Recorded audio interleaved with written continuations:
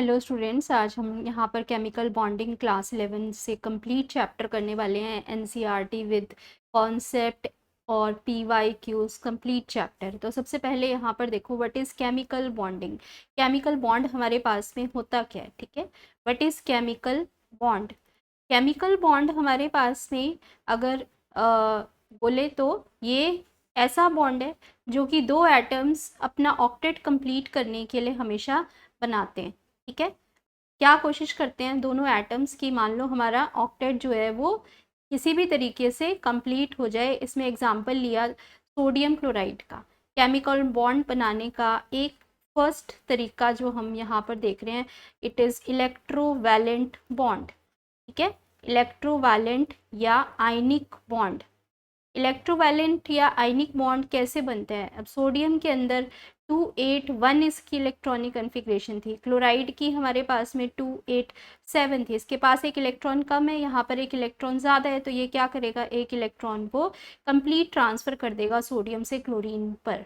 इस बॉन्ड को क्या बोलते हैं, इलेक्ट्रोवैलेंट या आयनिक बॉन्ड। अगर इसी तरीके से हम यहाँ पर एक एग्जाम्पल और देखें, जैसे कि CH4। तो CH4 हमारे पास में क्या होगा कि कार्बन जो है इसके आउटर मोस्ट में वैलेंस इलेक्ट्रॉन्स कितने प्रेजेंट हैं, 4। हाइड्रोजन के पास भी अपने एक एक वैलेंस इलेक्ट्रॉन हैं। यहाँ पर कार्बन अपने 4 इलेक्ट्रॉन ना तो वो लूज कर सकता है ना तो वो गेन कर सकता है, तो वो क्या करता है, हाइड्रोजन के साथ में अपने एक एक इलेक्ट्रॉन को शेयर कर लेता है। इस तरीके से यहाँ पर इसने अपना ऑक्टेट, कार्बन ने और हाइड्रोजन ने अपना डुप्लेट कंप्लीट किया।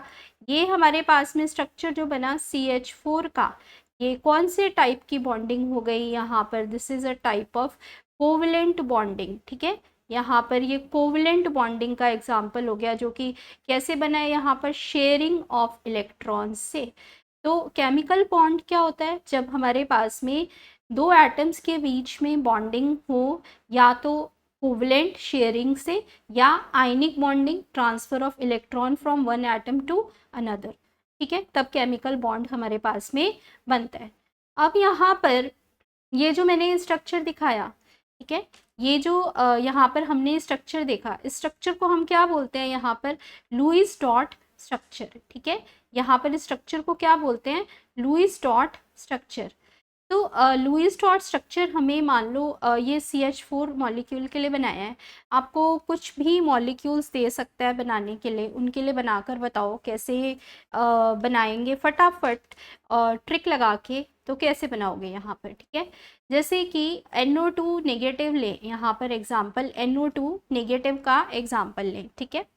तो इसके अंदर हमारे पास में यहाँ पर इसका लुईस डॉट स्ट्रक्चर बनाने के लिए सबसे पहले total number of valence electrons count करो।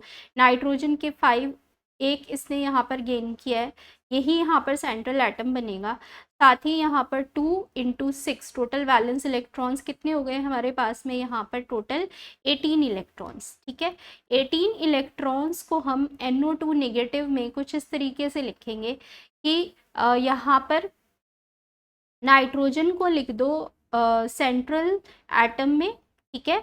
और जो हमारे पास में कॉर्नर में एटम्स जाएंगे वो कौन से जाएंगे, ऑक्सीजन, ऑक्सीजन। अभी यहाँ पर 18 इलेक्ट्रॉन्स प्लेस करने हैं।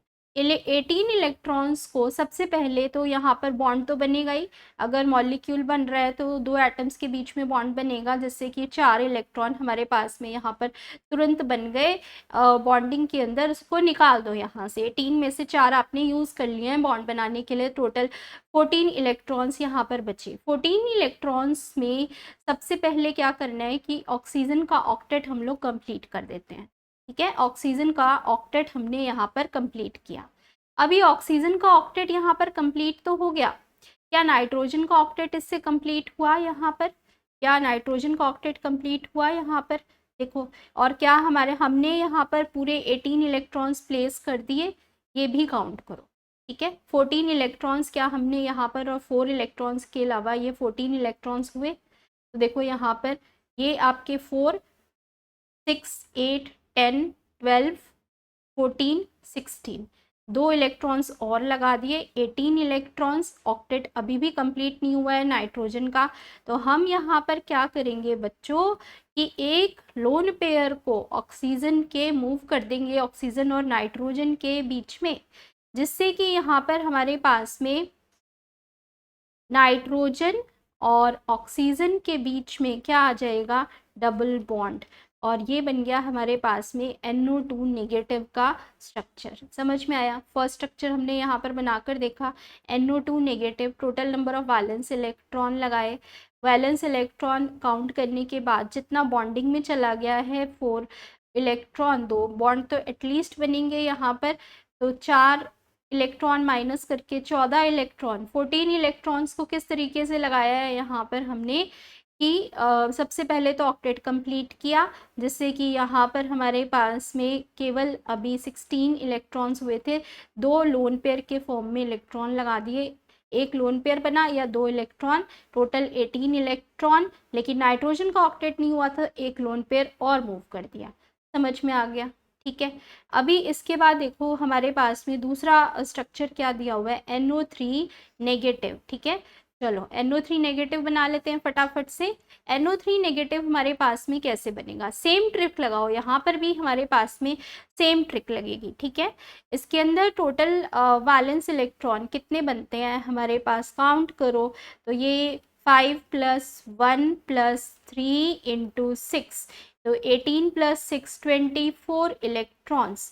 नाइट्रोजन हमारे पास में यहाँ पर सेंट्रल एटम के अंदर जाएगा, ऑक्सीजन हमारे पास में यहाँ पर टर्मिनल पोजीशन पर जाएंगे 3 ऑक्सीजन एटम। ठीक, इसके बाद फिर हमारे पास में यहाँ पर इनके बीच में कम से कम एक एक बॉन्ड बनाने के लिए तो 3 इलेक्ट्रॉन पेयर या 6 इलेक्ट्रॉन्स गए, जो हमने यहाँ पर माइनस कर दिए, 18 इलेक्ट्रॉन बचे।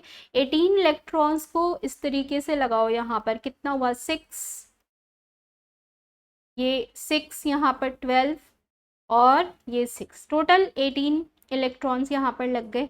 ऑक्सीजन का ऑक्टेट कंप्लीट है लेकिन नाइट्रोजन का कंप्लीट नहीं है। तो हमने यहाँ पर क्या किया कि एक इलेक्ट्रॉन पेयर को यहाँ से मूव करके ऑक्सीजन और नाइट्रोजन के बीच में ले आए। ठीक है, बात समझ में आ गई? तो अभी हमारे पास में यहाँ पर स्ट्रक्चर क्या बन गया, ये डबल बॉन्ड आ गया ऑक्सीजन के बीच में, ये सिंगल बॉन्ड आ गया यहाँ पर, और ये हमारे पास में ऑक्सीजन पर सिंगल बॉन्ड ही है। अभी इसके अंदर NO3 नेगेटिव पे चार्ज आएगा क्योंकि ये NO3 नेगेटिव है, और यहाँ पर इनके लोन पेयर भी आप रिप्रेजेंट करोगे क्योंकि ये लुईस डॉट स्ट्रक्चर हम यहाँ पर दिखा रहे हैं। ठीक है, इनके लुईस डॉट स्ट्रक्चर भी हमारे पास में इस तरीके से सब मॉलिक्यूल के आप बना सकते हैं। क्लियर हो गया चीज़ यहाँ पर कैसे हमने NO3 नेगेटिव बना दिया? ठीक है, तो क्या अगर हमें बोला जाए कि SO4 नेगेटिव बना दो बच्चों, SO4 नेगेटिव कुछ इसी तरीके से, क्या हमारे पास में यहाँ पर नहीं बन जाएगा? बताओ, SO4 नेगेटिव, दूसरा देखो ये नेक्स्ट मॉलिक्यूल SO4 नेगेटिव हमें यहाँ पर बनाना है। तो कैसे बनाएंगे यहाँ पर SO4 नेगेटिव कैसे बनाएंगे? देखो यहाँ पर हम नेक्स्ट मॉलिक्यूल ले लेते हैं, 2 मॉलिक्यूल्स हमने यहाँ पर बना लिए, नेक्स्ट मॉलिक्यूल लेंगे SO4 नेगेटिव। ठीक है, तो यहाँ पर नेक्स्ट है SO4 2 नेगेटिव। SO4 2 नेगेटिव कैसे बनेगा? सल्फर के पास सेम यहाँ पर 6 और टोटल 6 × 4 यहाँ पर, और ये यहाँ पर 2 इलेक्ट्रॉन गेन भी किए हुए हैं सल्फर, तो टोटल यहाँ पर कितना हो गया 24 + 8 32 इलेक्ट्रॉन्स। ठीक है, सेम इसी तरीके से यहाँ पर सल्फर ऑक्सीजन ऑक्सीजन 32 इलेक्ट्रॉन बनाने के लिए कम से कम बॉन्ड में तो यहाँ पर कितना इलेक्ट्रॉन चला गया, 8 इलेक्ट्रॉन्स, 8 माइनस किया तो ये हमारे पास में कितना रह जाएगा टोटल, ये हमारे पास में यहाँ पर 24 इलेक्ट्रॉन को कुछ इस तरीके से लगा दो पहले कि ऑक्टेट कंप्लीट हो जाए ऑक्सीजन का, जितने भी लग जाए लेकिन ऑक्टेट को कंप्लीट करो।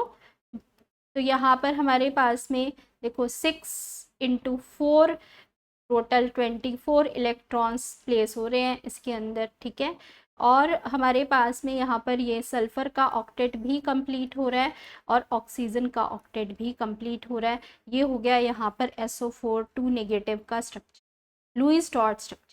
इस तरीके से आप यहाँ पर कोई भी मॉलिक्यूल अगर आपको दिया हुआ है, आप उसका लुईस डॉट स्ट्रक्चर बना सकते हो। कौन सा दे रखा है आपको, ये देखो O2 नेगेटिव दे रखा है, ठीक है। O2 नेगेटिव हम आयंस के बना रहे हैं, यहाँ पर मॉलिक्यूल के बना सकते हैं, कोई भी स्ट्रक्चर हम यहाँ पर बना सकते हैं, ठीक है। तो यहाँ पर देखो O2 नेगेटिव का स्ट्रक्चर कैसे बनेगा, O2 नेगेटिव, O2 नेगेटिव पर ऑक्साइड आयन। तो पर ऑक्साइड आयन के अंदर यहाँ पर टोटल वैलेंस इलेक्ट्रॉन निकालो, 8 + 8 16 + 2 18 इलेक्ट्रॉन सिस्टम है। इसमें 18 इलेक्ट्रॉन के अंदर ऑक्सीजन और ऑक्सीजन के बीच में यहाँ पर बॉन्डिंग हो रही है, 2 नेगेटिव चार्ज है इस पे, ठीक है। इसमें कम से कम हमें यहाँ पर क्या करना पड़ेगा, दो इलेक्ट्रॉन्स को एज अ कोवलेंट बॉन्ड तो यहाँ पर प्लेस करेंगे, तो ये हमारे पास में कम से कम एक बॉन्ड तो प्रेजेंट होगा ही। ये 16 बचे, यहाँ पर 16 इलेक्ट्रॉन्स को हमने यहाँ पर पहले तो ऑक्टेट कंप्लीट कराने में लगा दिया, तो टोटल तो हमारे पास में 12 ही बचे इससे, ठीक है। ये हमारे पास में यहाँ पर, तो ये आपके पास में यहाँ पर 16 + 2 देखो कितना हमारे पास में हो जाएगा, इसके अंदर 6 + 6 12 + 2 14 इलेक्ट्रॉन होगा। ये तो इसके आउटर मोस्ट के इलेक्ट्रॉन्स काउंट करने थे ना हमें केवल, तो यहाँ पर इसको दोबारा देख लेते हैं एक बार। ये आपके पास में कितना बचेगा, यहाँ पर 14, ठीक है। 12 + 2 आउटर मोस्ट के वैलेंस इलेक्ट्रॉन्स केवल यहाँ पर काउंट करने थे, तो ये आपके पास में 12 + 2 14 इलेक्ट्रॉन, 14 में से 2 गया, यहाँ पर कितना बचा, ये हमारे पास में इलेक्ट्रॉन 2, और ये बचा आपके पास में 12 इलेक्ट्रॉन क्या हमने यहाँ पर लगा लिया, ठीक है। तो देखो इसके अंदर 12 इलेक्ट्रॉन बाहर, 2 हमारे बॉन्डिंग में चले गए, टोटल क्या ये स्ट्रक्चर हमारे पास में सही बन गया पर ऑक्साइड का, तो ये आपके पास में बिल्कुल सही स्ट्रक्चर इसका बन गया है, ठीक है। ये स्ट्रक्चर पर आप लोन पेयर भी रिप्रेजेंट करोगे। तो ये लुईस डॉट स्ट्रक्चर कुछ इस तरीके से बनेंगे। वैलेंस इलेक्ट्रॉन का नंबर हमें यहाँ पर काउंट करना है, वैलेंस इलेक्ट्रॉन्स का नंबर हमें यहाँ पर काउंट करना है, ठीक है। तो ये आगे आपको बनाना है यहाँ पर लुईस डॉट स्ट्रक्चर कैसे बनाने हैं। इसके बाद मान लो कि simple molecules, carbon dioxide molecule दे रखा है, मैडम कार्बन डाइऑक्साइड मॉलिक्यूल कैसे बनाएंगे। कार्बन डाइऑक्साइड मॉलिक्यूल भी वैसे ही बनाओगे बच्चों, कैसे बनाओगे, ऐसे ही बनाओगे। कार्बन के पास में टोटल आउटर मोस्ट में लेना है, कितना इलेक्ट्रॉन है, टोटल आउटर मोस्ट के अंदर 4 इलेक्ट्रॉन, और यहाँ पर 2 × 6, तो 12 + 4 16 इलेक्ट्रॉन सिस्टम है यहाँ पर, ठीक है। तो ये हमारे पास में 16 इलेक्ट्रॉन को कैसे रख दें कार्बन डाइऑक्साइड के अंदर, सबसे पहले तो ऑक्सीजन के साथ में शेयरिंग करा दी एक एक इलेक्ट्रॉन पेयर की, तो -4 यहाँ पर हमारे पास में 12 इलेक्ट्रॉन बचे। 12 इलेक्ट्रॉन को इस तरीके से रख दो, पहले ऑक्सीजन का ऑक्टेट कंप्लीट करने में ही लग गए 12 इलेक्ट्रॉन, तो क्या हमारे पास में यहाँ पर ये ऑक्टेट कार्बन का भी कंप्लीट हो रहा है, तो आप बोलोगे कि नहीं हो रहा है, यहाँ पर ऑक्टेट तो कार्बन का कंप्लीट नहीं हो रहा है, ठीक है। तो हमने इसी वजह से एक इलेक्ट्रॉन पेयर को यहाँ पर और दूसरे इलेक्ट्रॉन पेयर को यहाँ पर शिफ्ट कर दिया, ठीक है। और अब आपके पास में यहाँ पर बच्चों ये कार्बन डाइऑक्साइड मॉलिक्यूल जो है, इसमें कार्बन के बीच में डबल बॉन्ड ऑक्सीजन, ये भी डबल बॉन्ड ऑक्सीजन, ये बन गया यहाँ पर कार्बन डाइऑक्साइड का रेजोनेटिंग स्ट्रक्चर, ठीक है। Lewis dot structure, Lewis dot structure, ठीक है। रेजोनेटिंग स्ट्रक्चर्स अभी बनाएंगे, तो अभी पहले यहाँ पर ये हमारे पास में लुईस डॉट स्ट्रक्चर। तो इस तरीके से आप यहाँ पर कोई भी मॉलिक्यूल आपको गिवन है उसके लिए लुईस डॉट स्ट्रक्चर पहले बनाना आना चाहिए। अब मान लो कि यहाँ पर आपको एक मॉलिक्यूल दे रखा है कार्बोनेट आयन का, ठीक है। कार्बोनेट आयन क्या होता है हमारे पास में, what is carbonate ion, CO3 2 negative है ना, यही बोलोगे आप, CO3 2 नेगेटिव होता है। तो हमने यहाँ पर CO3 2 नेगेटिव का भी रेजोनेटिंग स्ट्रक्चर और लुईस डॉट स्ट्रक्चर यहाँ पर बनाया। अभी इसके अंदर कार्बोनेट आयन में सेम वही ट्रिक लगा के 24 इलेक्ट्रॉन्स प्लेस कर दिए हैं। 3 हमारे पास में बॉन्ड पेयर और ऑक्सीजन कार्बन के बीच में एक जगह डबल बॉन्ड आएगा ताकि ऑक्टेट कंप्लीट हो जाए कार्बन का भी, ठीक है। उसको शिफ्ट कर लिया हमने यहाँ पर इलेक्ट्रॉन पेयर, लोन पेयर को कार्बन और ऑक्सीजन के बीच में। क्लियर हो गया ये वाला स्ट्रक्चर। यहाँ पर बाहर 2 नेगेटिव हमने यहाँ पर इस पे चार्ज लगा दिया, ठीक है, क्लियर हो गया। इसके बाद देखो हमारे पास में एक चीज़ आती है, calculating the formal charge in the molecule. हम यहाँ पर फॉर्मल चार्ज कैसे कैलकुलेट कर सकते हैं, ठीक है, फॉर्मल चार्ज हम यहाँ पर कैसे कैलकुलेट कर सकते हैं। तो अब इसके अंदर देखो, मान लो कि हमें यहाँ पर फॉर्मल चार्ज कैलकुलेट करना है किसका, O3 का, और फॉर्मूला है valence electron minus lone pair electron minus half into shared pair of electron, ठीक है। चलो हम यहाँ पर इसका फॉर्मल चार्ज लगा के फॉर्मूला और कैलकुलेट कर लेते हैं, फॉर्मल चार्ज ऑन O3। तो यहाँ पर देखो, सबसे पहले तो फॉर्मूला लगा देंगे यहाँ पर फॉर्मल चार्ज ऑन O3 के लिए।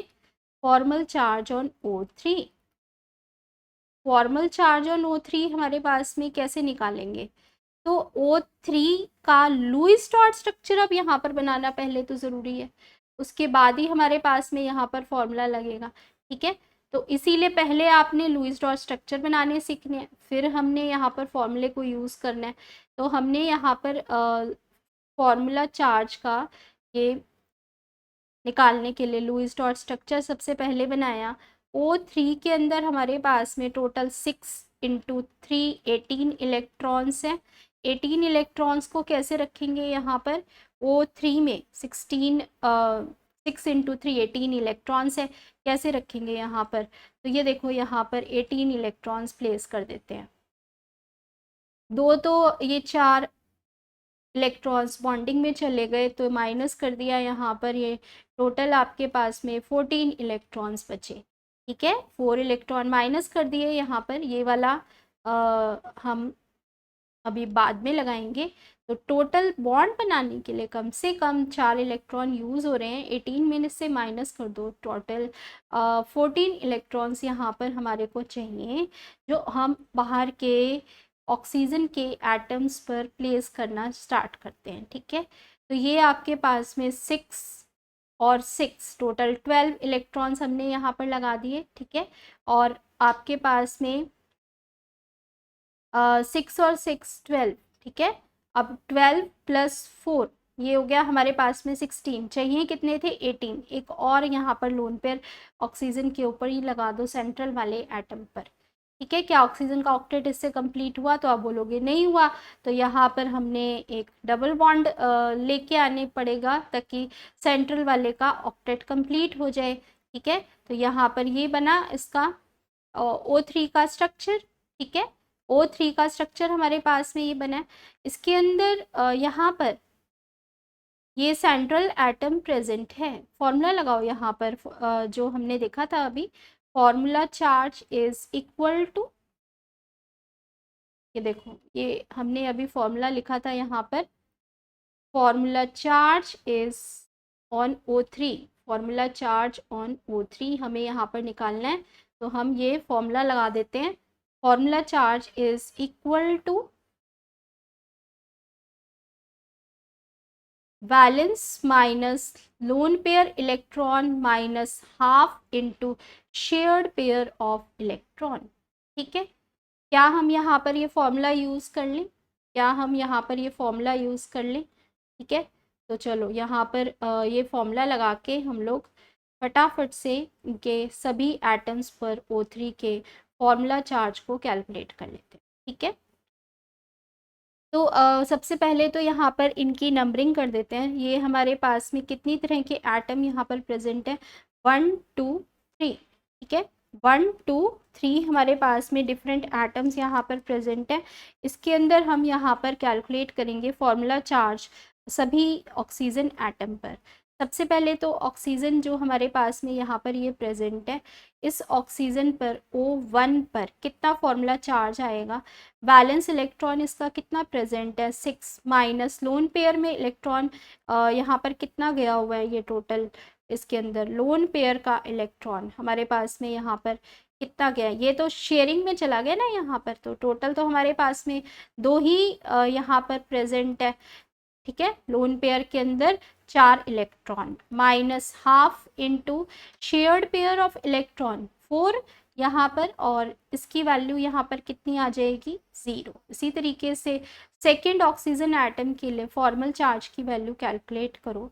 यहाँ पर भी आपके पास में ऑक्सीजन का बैलेंस इलेक्ट्रॉन तो 6 है, लेकिन लोन पेयर यहाँ पर ये प्रेजेंट है 2 लोन पेयर, एक लोन पेयर का मतलब 2 इलेक्ट्रॉन माइनस हाफ इनटू यहाँ पर हमारे पास में सेंट्रल वाला जो एटम है इसने शेयरिंग 3 बॉन्ड की है, यानी टोटल 6 हमारे पास में यहाँ पर इलेक्ट्रॉन हो गए। तो ये 6 माइनस 2 माइनस 3 यहाँ पर प्लस 1 फॉर्मल चार्ज आ गया O2 पर। O3 पर भी इसी तरीके से वैलेंस इलेक्ट्रॉन 6 माइनस यहाँ पर आपके पास में ये देखो ये 6 इलेक्ट्रॉन्स प्रेजेंट हैं, यानी कि आपने यहाँ पर लोन पेयर के इलेक्ट्रॉन्स कितने लेने हैं 6 माइनस हाफ इनटू बॉन्डिंग में 2 ही इलेक्ट्रॉन गए हैं वो हमने यहाँ पर रख दिए इज इक्वल टू यहाँ पर कितना आएगा -1। तो क्या हमने यहाँ पर चार्ज कैलकुलेट कर लिया, क्या हमने यहाँ पर चार्ज सभी एटम्स पे कैलकुलेट कर लिया। सेंट्रल वाले पे कितना आया है 0, और O3 पर कितना आया है यहाँ पर -1, और O1 पे कितना आया है +1। इस तरीके से आपने यहाँ पर फॉर्मल चार्ज की वैल्यू सब एटम्स के लिए किसी भी मॉलिक्यूल में कैलकुलेट कर सकते हो, ठीक। यहाँ पर किसी भी एटम के अंदर इसी तरीके से फॉर्मल चार्ज की वैल्यू को कैलकुलेट कर सकते हैं, ठीक है। समझ में आ गई बात। अभी मैंने एक चीज़ बोली थी कि केमिकल बॉन्ड हमारे पास में कुछ ऐसे एटम्स बनाते हैं जो कि अपने ऑक्टेट को कंप्लीट करना चाहते हैं, ठीक है। क्या सारे एटम्स ऑक्टेट को कंप्लीट करना चाहते हैं तभी बॉन्डिंग करते हैं? तो यहाँ पर देखो, मान लो हमने यहाँ पर कुछ एक्सेप्शंस भी देखी, जैसे कि आपके पास में ये है BF3 BeCl2 AlCl3 PCl5। यहाँ पर अगर BF3 बनाओगे लुईस डॉट स्ट्रक्चर तो इलेक्ट्रॉन डेफिशिएंट है, ये भी BeCl2 AlCl3 ये सब इलेक्ट्रॉन डेफिशिएंट। PCl5 में 5 इलेक्ट्रॉन थे और ये 5 कोवलेंट बॉन्ड बना रहा है, इसने ऑक्टेट से ज़्यादा यहाँ पर अपने कोवलेंट बॉन्ड को पहुँचा दिया, ठीक है। एक्सपेंडेड ऑक्टेट, ये यहाँ पर इलेक्ट्रॉन डेफिशिएंट कंपाउंड है, तो ये एक्सपेंडेड ऑक्टेट के एग्जांपल्स हैं, ठीक है, जहाँ पर अपने ऑक्टेट से ज़्यादा पहुँचाने के बावजूद भी स्टेबल है। तो ऑक्टेट रूल ज़रूरी नहीं है कि हमेशा लगे, ठीक है। तो ये था आपके पास में केमिकल बॉन्डिंग, के हमारे पास में जो केमिकल बॉन्डिंग है वो होती कैसे है। इसके बाद देखो नेक्स्ट, अभी आपने यहाँ पर अभी क्या सीख लिया है, लुईस डॉट स्ट्रक्चर बनाने सीख लिए हैं, जो कि बहुत इंपॉर्टेंट है पूरा चैप्टर में, लुईस डॉट स्ट्रक्चर और कैलकुलेट करना यहाँ पर फॉर्मल चार्ज। इसके बाद नेक्स्ट आता है हमारे पास में valence shell electron pair repulsion theory, ठीक है, valence shell electron pair repulsion theory. अब यहाँ पर देखो, सबसे पहले तो हमारे पास में ये valence shell electron pair repulsion theory के एग्जांपल्स, इसमें आपने यहाँ पर क्या पढ़ा हुआ है कि मान लो कि हमारे पास में यहाँ पर जो इलेक्ट्रॉन पेयर्स का नंबर है वो कितना दे रखा है 2 इलेक्ट्रॉन पेयर्स है और 2 ही बॉन्ड पेयर और कोई लोन पेयर नहीं है। तो ज्योमेट्री हमारे पास में कैसी होती है, लीनियर होती है। इसके अंदर ये डिफरेंट एग्जांपल दे रखे हैं, ठीक है। तो हमारे पास इलेक्ट्रॉन पेयर कितने हैं, उसमें बॉन्ड पेयर और लोन पेयर कितने हैं, वो अगर लोन पेयर आता है तो वो क्या करता है, यहाँ पर पूरी की पूरी ज्योमेट्री को बदल देता है, ठीक है। तो valence shell electron pair repulsion theory यहाँ पर क्या बोलती है कि हमारे पास में जो लोन पेयर होते हैं बच्चों, जो हमारे पास में लोन पेयर होते हैं, वो lone pair strong interactions show करते हैं मॉलिक्यूल की ज्योमेट्री को चेंज करने के लिए, ठीक है, बजाय कि लोन पेयर बॉन्ड पेयर के। और जो सबसे लास्ट में बचा हमारे पास में वो है यहाँ पर बॉन्ड पेयर रिपल्शंस, ठीक है। ये सब इलेक्ट्रॉन पेयर आपस में क्या शो करते हैं, रिपल्शंस शो करते हैं, लेकिन लोन पेयर की जो रिपल्शन होगी वो हमारे पास में यहाँ पर मैक्सिमम रिपल्शंस ये शो करता है। मैक्सिमम रिपल्शंस हमारे पास में यहाँ पर ये शो करता है, ठीक है। जहाँ पर लोन पेयर आ जाएगा तो मॉलिक्यूल की ज्योमेट्री वहाँ पर बहुत ज़्यादा चेंज हो जाएगी। तो इसी थ्योरी को valence shell electron pair repulsion theory बोला जाता है यहाँ पर। और आपके पास में कितना इलेक्ट्रॉन पेयर्स है, कितना बॉन्ड पेयर है, कितना लोन पेयर है, उसी से यहाँ पर पता चलेगा कि उस मॉलिक्यूल की ज्योमेट्री क्या है और शेप क्या है। जो लोन पेयर आ जाता है तो वो रेगुलर ज्योमेट्री को चेंज करके उसकी नई शेप ले आता है। जैसे कि यहाँ पर अगर कोई लोन पेयर नहीं प्रेजेंट है, यहाँ पर आपके पास में कोई लोन पेयर नहीं प्रेजेंट था, ठीक है ना, तो यहाँ पर आपके पास ये भी क्या रहेगी, प्लेनर रहेगी, ठीक है। ज्योमेट्री भी आपके पास में प्लेनर रहेगी और शेप भी रहेगी, ज्योमेट्री भी रहेगी। अगर 3+0 का रेशो है यहाँ पर 3 बॉन्ड पेयर 0 लोन पेयर, तो ट्रायगोनल प्लेनर यहाँ पर ज्योमेट्री होगी, ठीक है। अभी हम यहाँ पर ये वाला जो आपका एनसीईआरटी का पूरा एक टेबल दे रखा है, ठीक है, तो इसके अंदर हम यहाँ पर कुछ एग्जाम्पल से इसको पढ़ेंगे, ठीक है। चलो बना लेते हैं कुछ एग्जाम्पल्स यहाँ पर। जैसे कि आपके पास में है ClF3, ठीक है, जैसे कि यहाँ पर है आपके पास में ClF3। तो ClF3 देखो, सबसे पहले यहाँ पर ClF3 कैसा मॉलिक्यूल है, इसकी टाइप कैसी है, यहाँ पर जो हम बताएंगे कैलकुलेट करके total number of electron pair और लोन पेयर। तो फिर से यहाँ पर Cl के आउटर मोस्ट में 7 इलेक्ट्रॉन्स हैं, 3 यहाँ पर किस में चले गए, बॉन्डिंग में चले गए, ठीक है, 3 हमारे पास में यहाँ पर बॉन्डिंग के अंदर चले गए, और हमारे पास में 2 जो बचेंगे लोन पेयर बचेंगे। टोटल 7 इलेक्ट्रॉन हो गए यहाँ पर, ठीक है। तो ये ClF3 हमारे पास में मॉलिक्यूल बनेगा। इस ClF3 की यहाँ पर शेप क्या होगी, ज्योमेट्री क्या होगी, लोन पेयर पोजीशन कहाँ पर ऑक्युपाई करेंगे, वो देखना है, ठीक है। बात समझ में आ रही है। अभी हमारे पास में यहाँ पर ये जो आपको एनसीईआरटी की टेबल दी हुई है, इसके अंदर हम यहाँ पर देखते हैं 3 bond pair plus 2 lone pair का कॉम्बिनेशन, ठीक है, जहाँ पर हमें 3 बॉन्ड पेयर और 2 लोन पेयर का कॉम्बिनेशन, टोटल 5 इलेक्ट्रॉन पेयर्स हमें दे रखे हों, ठीक है। ये देखो यहाँ पर आ गया हमारे पास में, ये दिख रहा है मॉलिक्यूल, यहाँ पर ये मॉलिक्यूल दिख रहा है यहाँ पर, ठीक है। ये मॉलिक्यूल के अंदर आपके पास में यहाँ पर 3+2, ये देखो यहाँ पर आपके पास में ये 3+2 का कॉम्बिनेशन है, 3 bond pair plus 2 lone pair.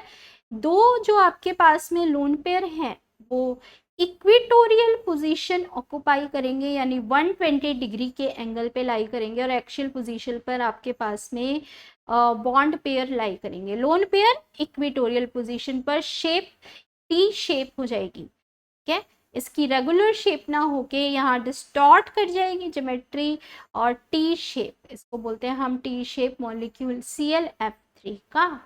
तो आपने कैलकुलेट क्या करना था, यहाँ पर कैलकुलेट यही करना था बच्चों कि हमारे पास में यहाँ पर total number of bond pair और लोन पेयर का नंबर कितना है, ठीक है। बस उसके बाद फिर हमने यहाँ पर कैलकुलेट कर लिए इसकी शेप, जो कि आपको याद ही रखनी पड़ेगी यहाँ पर, ठीक है, और इसकी ज्योमेट्री। तो सबसे पहले हम यहाँ पर टाइप निकालेंगे, फिर मैच करेंगे अपनी टेबल के साथ में, ठीक है। समझ में आ रही है बात। तो अभी यहाँ पर देखो कुछ मॉलिक्यूल्स जो हमारे को दे रखे हैं, हम यहाँ पर BRF5 देखो, ClF3 समझ में आ गया। ClF3 की शेप क्या निकाली है, टी शेप, ठीक है। इसका टाइप क्या था यहाँ पर, AB3L2 टाइप। अब BRF5 देखो, यहाँ पर BRF5 कैसा मॉलिक्यूल बनेगा, यहाँ पर बी आर के पास में 7 इलेक्ट्रॉन है, 5 बॉन्डिंग में चले गए, तो यहाँ पर आपके पास में ए इसके साथ में 5 बॉन्डिंग में चले गए यहाँ पर, तो 7 में से 5 बॉन्डिंग में चले गए, 2 इलेक्ट्रॉन एक लोन पेयर बनाएगा, AB5L टाइप हो जाएगा यहाँ पर। तो ये टोटल इलेक्ट्रॉन पेयर आपके पास में कितना है, टोटल तो यहाँ पर 6 है, 5 बॉन्ड पेयर और एक लोन पेयर का कॉम्बिनेशन है साथ में, ठीक है। तो ढूंढो यहाँ पर क्या हमारे पास में AB5L टाइप, ढूंढ लो फटाफट से। AB5L टाइप का कोई कॉम्बिनेशन हमें यहाँ पर दिख रहा है, 5+1 का कॉम्बिनेशन क्या हमें यहाँ पर दिख रहा है, ये देखो, ये देखो, ये वाला मॉलिक्यूल दिखाई दिया यहाँ पर, ये मॉलिक्यूल दिखाई दिया यहाँ पर, ठीक है। ये आपके पास में यहाँ पर 5+1 का कॉम्बिनेशन, जहाँ पर 5 तो बॉन्ड पेयर सेंट्रल एटम के साथ में बना रहा है और एक लोन पेयर प्रेजेंट है, शेप क्या हो जाएगी, स्क्वायर पिरामिडल। यहाँ पर एग्जांपल था BRF5, और भी हो सकते हैं जो कि यहाँ पर सेम उसी तरीके से आपने यहाँ फाइंड आउट करना, ठीक है। समझ में आ गया कैसे यहाँ पर हमें कैलकुलेट करना है इसका शेप, इसका type, total number of electron pair से, ठीक है, total number of electron pair से। आगे देखो हमारे पास में यहाँ पर नेक्स्ट है NH2 नेगेटिव, ठीक है। फटाफट से देखो NH2 नेगेटिव के अंदर नाइट्रोजन जो प्रेजेंट है, इसके पास में यहाँ पर 5 इलेक्ट्रॉन थे, ये हमारा सेंट्रल एटम बनेगा, 2 इसने 5 और एक गेन भी किया है, तो 6 इलेक्ट्रॉन, 2 इसने यहाँ पर बॉन्ड बना लिया, तो AB2। लेकिन जो हमारे पास में 6 में से 2 इलेक्ट्रॉन तो माइनस हो गए, 4 जो हैं वो 2 लोन पेयर बनाएंगे, तो AB2L2 टाइप यहाँ पर हमारे पास में इसकी ज्योमेट्री हो जाएगी, ठीक है, AB2L2 टाइप। चलो देख लें फटाफट से यहाँ पर टेबल में AB2L2 टाइप हमारे पास में कहाँ कहाँ कहाँ मैच हो रहा है, AB2L2 टाइप, ठीक है। टोटल यहाँ पर 4 इलेक्ट्रॉन पेयर्स होने चाहिए, और आपके पास में ये मिल गया, ये देखो यहाँ पर ये मिल गया हमारे को AB2L2 टाइप, AB2L2 टाइप मिला। 2 बॉन्ड पेयर, 2 लोन पेयर, यहाँ पर 2 लोन पेयर प्रेजेंट हैं, 2 बॉन्ड पेयर प्रेजेंट है। वाटर का स्ट्रक्चर भी तो ऐसे ही होता है, वाटर के अंदर भी हमारे पास में ऑक्सीजन पर 2 लोन पेयर और 2 बॉन्ड पेयर प्रेजेंट होते हैं, ठीक है। तो यहाँ पर आपके पास में ये जैसे कि H2S में NH2 नेगेटिव में ये हमने यहाँ पर पढ़ लिया, ये भी सेम यहाँ पर इसी तरह का स्ट्रक्चर देगा, ठीक है। समझ में आ गई बात। ऐसे ही आप यहाँ पर कोई भी मॉलिक्यूल की टाइप को फाइंड आउट कर सकते हैं। ये तो हुआ यहाँ पर कि हम यहाँ पर कैसे उसकी शेप को निकालेंगे, वो हम इस टेबल से याद कर लेंगे, ठीक है, कि हमारे पास में मॉलिक्यूल की शेप जो है वो क्या होती है। लेकिन आपको यहाँ पर बहुत सारी और भी चीज़ें ध्यान रखनी है बच्चों, इसके साथ साथ वो क्या है वो देखो, कि आपके पास में यहाँ पर अगर मान लो कि यहाँ पर आपने लिया है ये मॉलिक्यूल 5+0 का combination, 5 bond pair, 0 lone pair, ठीक है। तो ये हमारे पास में जो यहाँ पर ज्योमेट्री बनती है इसको बोलते हैं ट्राइगोनल बाई पिरामिडल, ठीक है। इसमें 3 इक्वेटोरियल पोजीशन और 2 एक्सियल पोजीशन प्रेजेंट होती हैं। अभी अगर हम यहाँ पर इसमें एक एक करके धीरे धीरे लोन पेयर लाना शुरू करें, 5 टोटल हैं, 4+1 का कॉम्बिनेशन से स्टार्ट करके एक एक लोन पेयर को लाना स्टार्ट करें यहाँ पर, तो ये दिख रहा है यहाँ पर मॉलिक्यूल, ये मॉलिक्यूल दिख रहा है यहाँ पर, ठीक है। इसके अंदर हमने यहाँ पर क्या किया, ए हमारे पास में क्या था, यहाँ पर सेंट्रल एटम था, ठीक है, सेंट्रल एटम था, इसने यहाँ पर 4 बॉन्ड पेयर बनाए, एक लोन पेयर है, लेकिन लोन पेयर कौन सी पोजीशन ऑक्युपाई करेगा, ये पोजीशन ऑक्युपाई करेगा यहाँ पर इक्वेटोरियल पोजीशन, ये इक्वेटोरियल पोजीशन यहाँ पर बाकी के तो बचे हुए सारे इलेक्ट्रॉन पेयर्स ऑक्युपाई करेंगे, लेकिन लोन पेयर कहाँ पर जाएगा, इक्वेटोरियल पोजीशन पर, जो याद रखोगे। और सीसॉ इसकी शेप AB4L टाइप यहाँ पर इसकी ज्योमेट्री या जो यहाँ पर कॉम्बिनेशन बन रहा है इलेक्ट्रॉन पेयर, बॉन्ड पेयर और लोन पेयर का। इसके बाद यहाँ पर आपके पास में दूसरा है एग्जाम्पल, एक जो सीसॉ के साथ साथ जो बहुत ही ज़्यादा पूछे जाने वाला एग्जाम्पल है बच्चों, वो है हमारे पास में 3+2 का combination, 3 bond pair plus 2 lone pair. ठीक है, 3 bond pair plus 2 lone pair. 2 lone pair कहाँ पर जाएंगे? इक्वेटोरियल पोजीशन पर। क्यों जा रहे हैं? To minimize the repulsion. Minimize the repulsion, हमारे पास में रिपल्शन सबसे कम जो वो प्रेजेंट होंगी वो इक्वेटोरियल पोजीशन पर होंगी। ठीक है, इस वजह से लोन पेयर ने ये पोजीशन लिया है। यहाँ पर AB3L2 टाइप हमारे पास में यहाँ पर टी शेप मॉलिक्यूल की ज्योमेट्री हो जाएगी। ठीक है, अब मान लो आपके पास में एग्जाम्पल देखो, एक और कॉम्बिनेशन अलग अलग हैं लेकिन जो मॉलिक्यूल्स बहुत ही ज़्यादा इम्पॉर्टेंट हैं, हम केवल उनको अभी देख रहे हैं। इसमें आपके पास में जीनॉन डाइफ्लोराइड का एग्जांपल देखो। जीनॉन डाइफ्लोराइड क्या होता है बच्चों? जीनॉन के पास में तो आउटर मोस्ट में 8 इलेक्ट्रॉन्स थे, इसने 2 यहाँ पर क्या करा, शेयरिंग में ले लिए, जबकि 2 शेयरिंग में ले लिए तो 6 इलेक्ट्रॉन बचा। यहाँ पर 6 इलेक्ट्रॉन यहाँ पर 3 लोन पेयर बनाएगा। तीनों लोन पेयर यहाँ पर किस में आ गए? इक्वेटोरियल पोजीशन में, और 2 बॉन्ड पेयर लीनियर यहाँ पर इसकी शेप जीनॉन डाइफ्लोराइड के जैसा ही स्ट्रक्चर होता है, I3 नेगेटिव का, Br3 नेगेटिव का, ICl2 नेगेटिव का। ध्यान रहेगा, लोन पेयर कहाँ पर जाएगा? कहाँ पर जाएगा? इक्वेटोरियल पोजीशन पर जाएगा। चाहे 2 लोन पेयर हैं, चाहे 3 लोन पेयर हैं, हमारे पास में कहाँ पर जाने वाले हैं? वो इक्वेटोरियल पोजीशन पर जाने वाले हैं।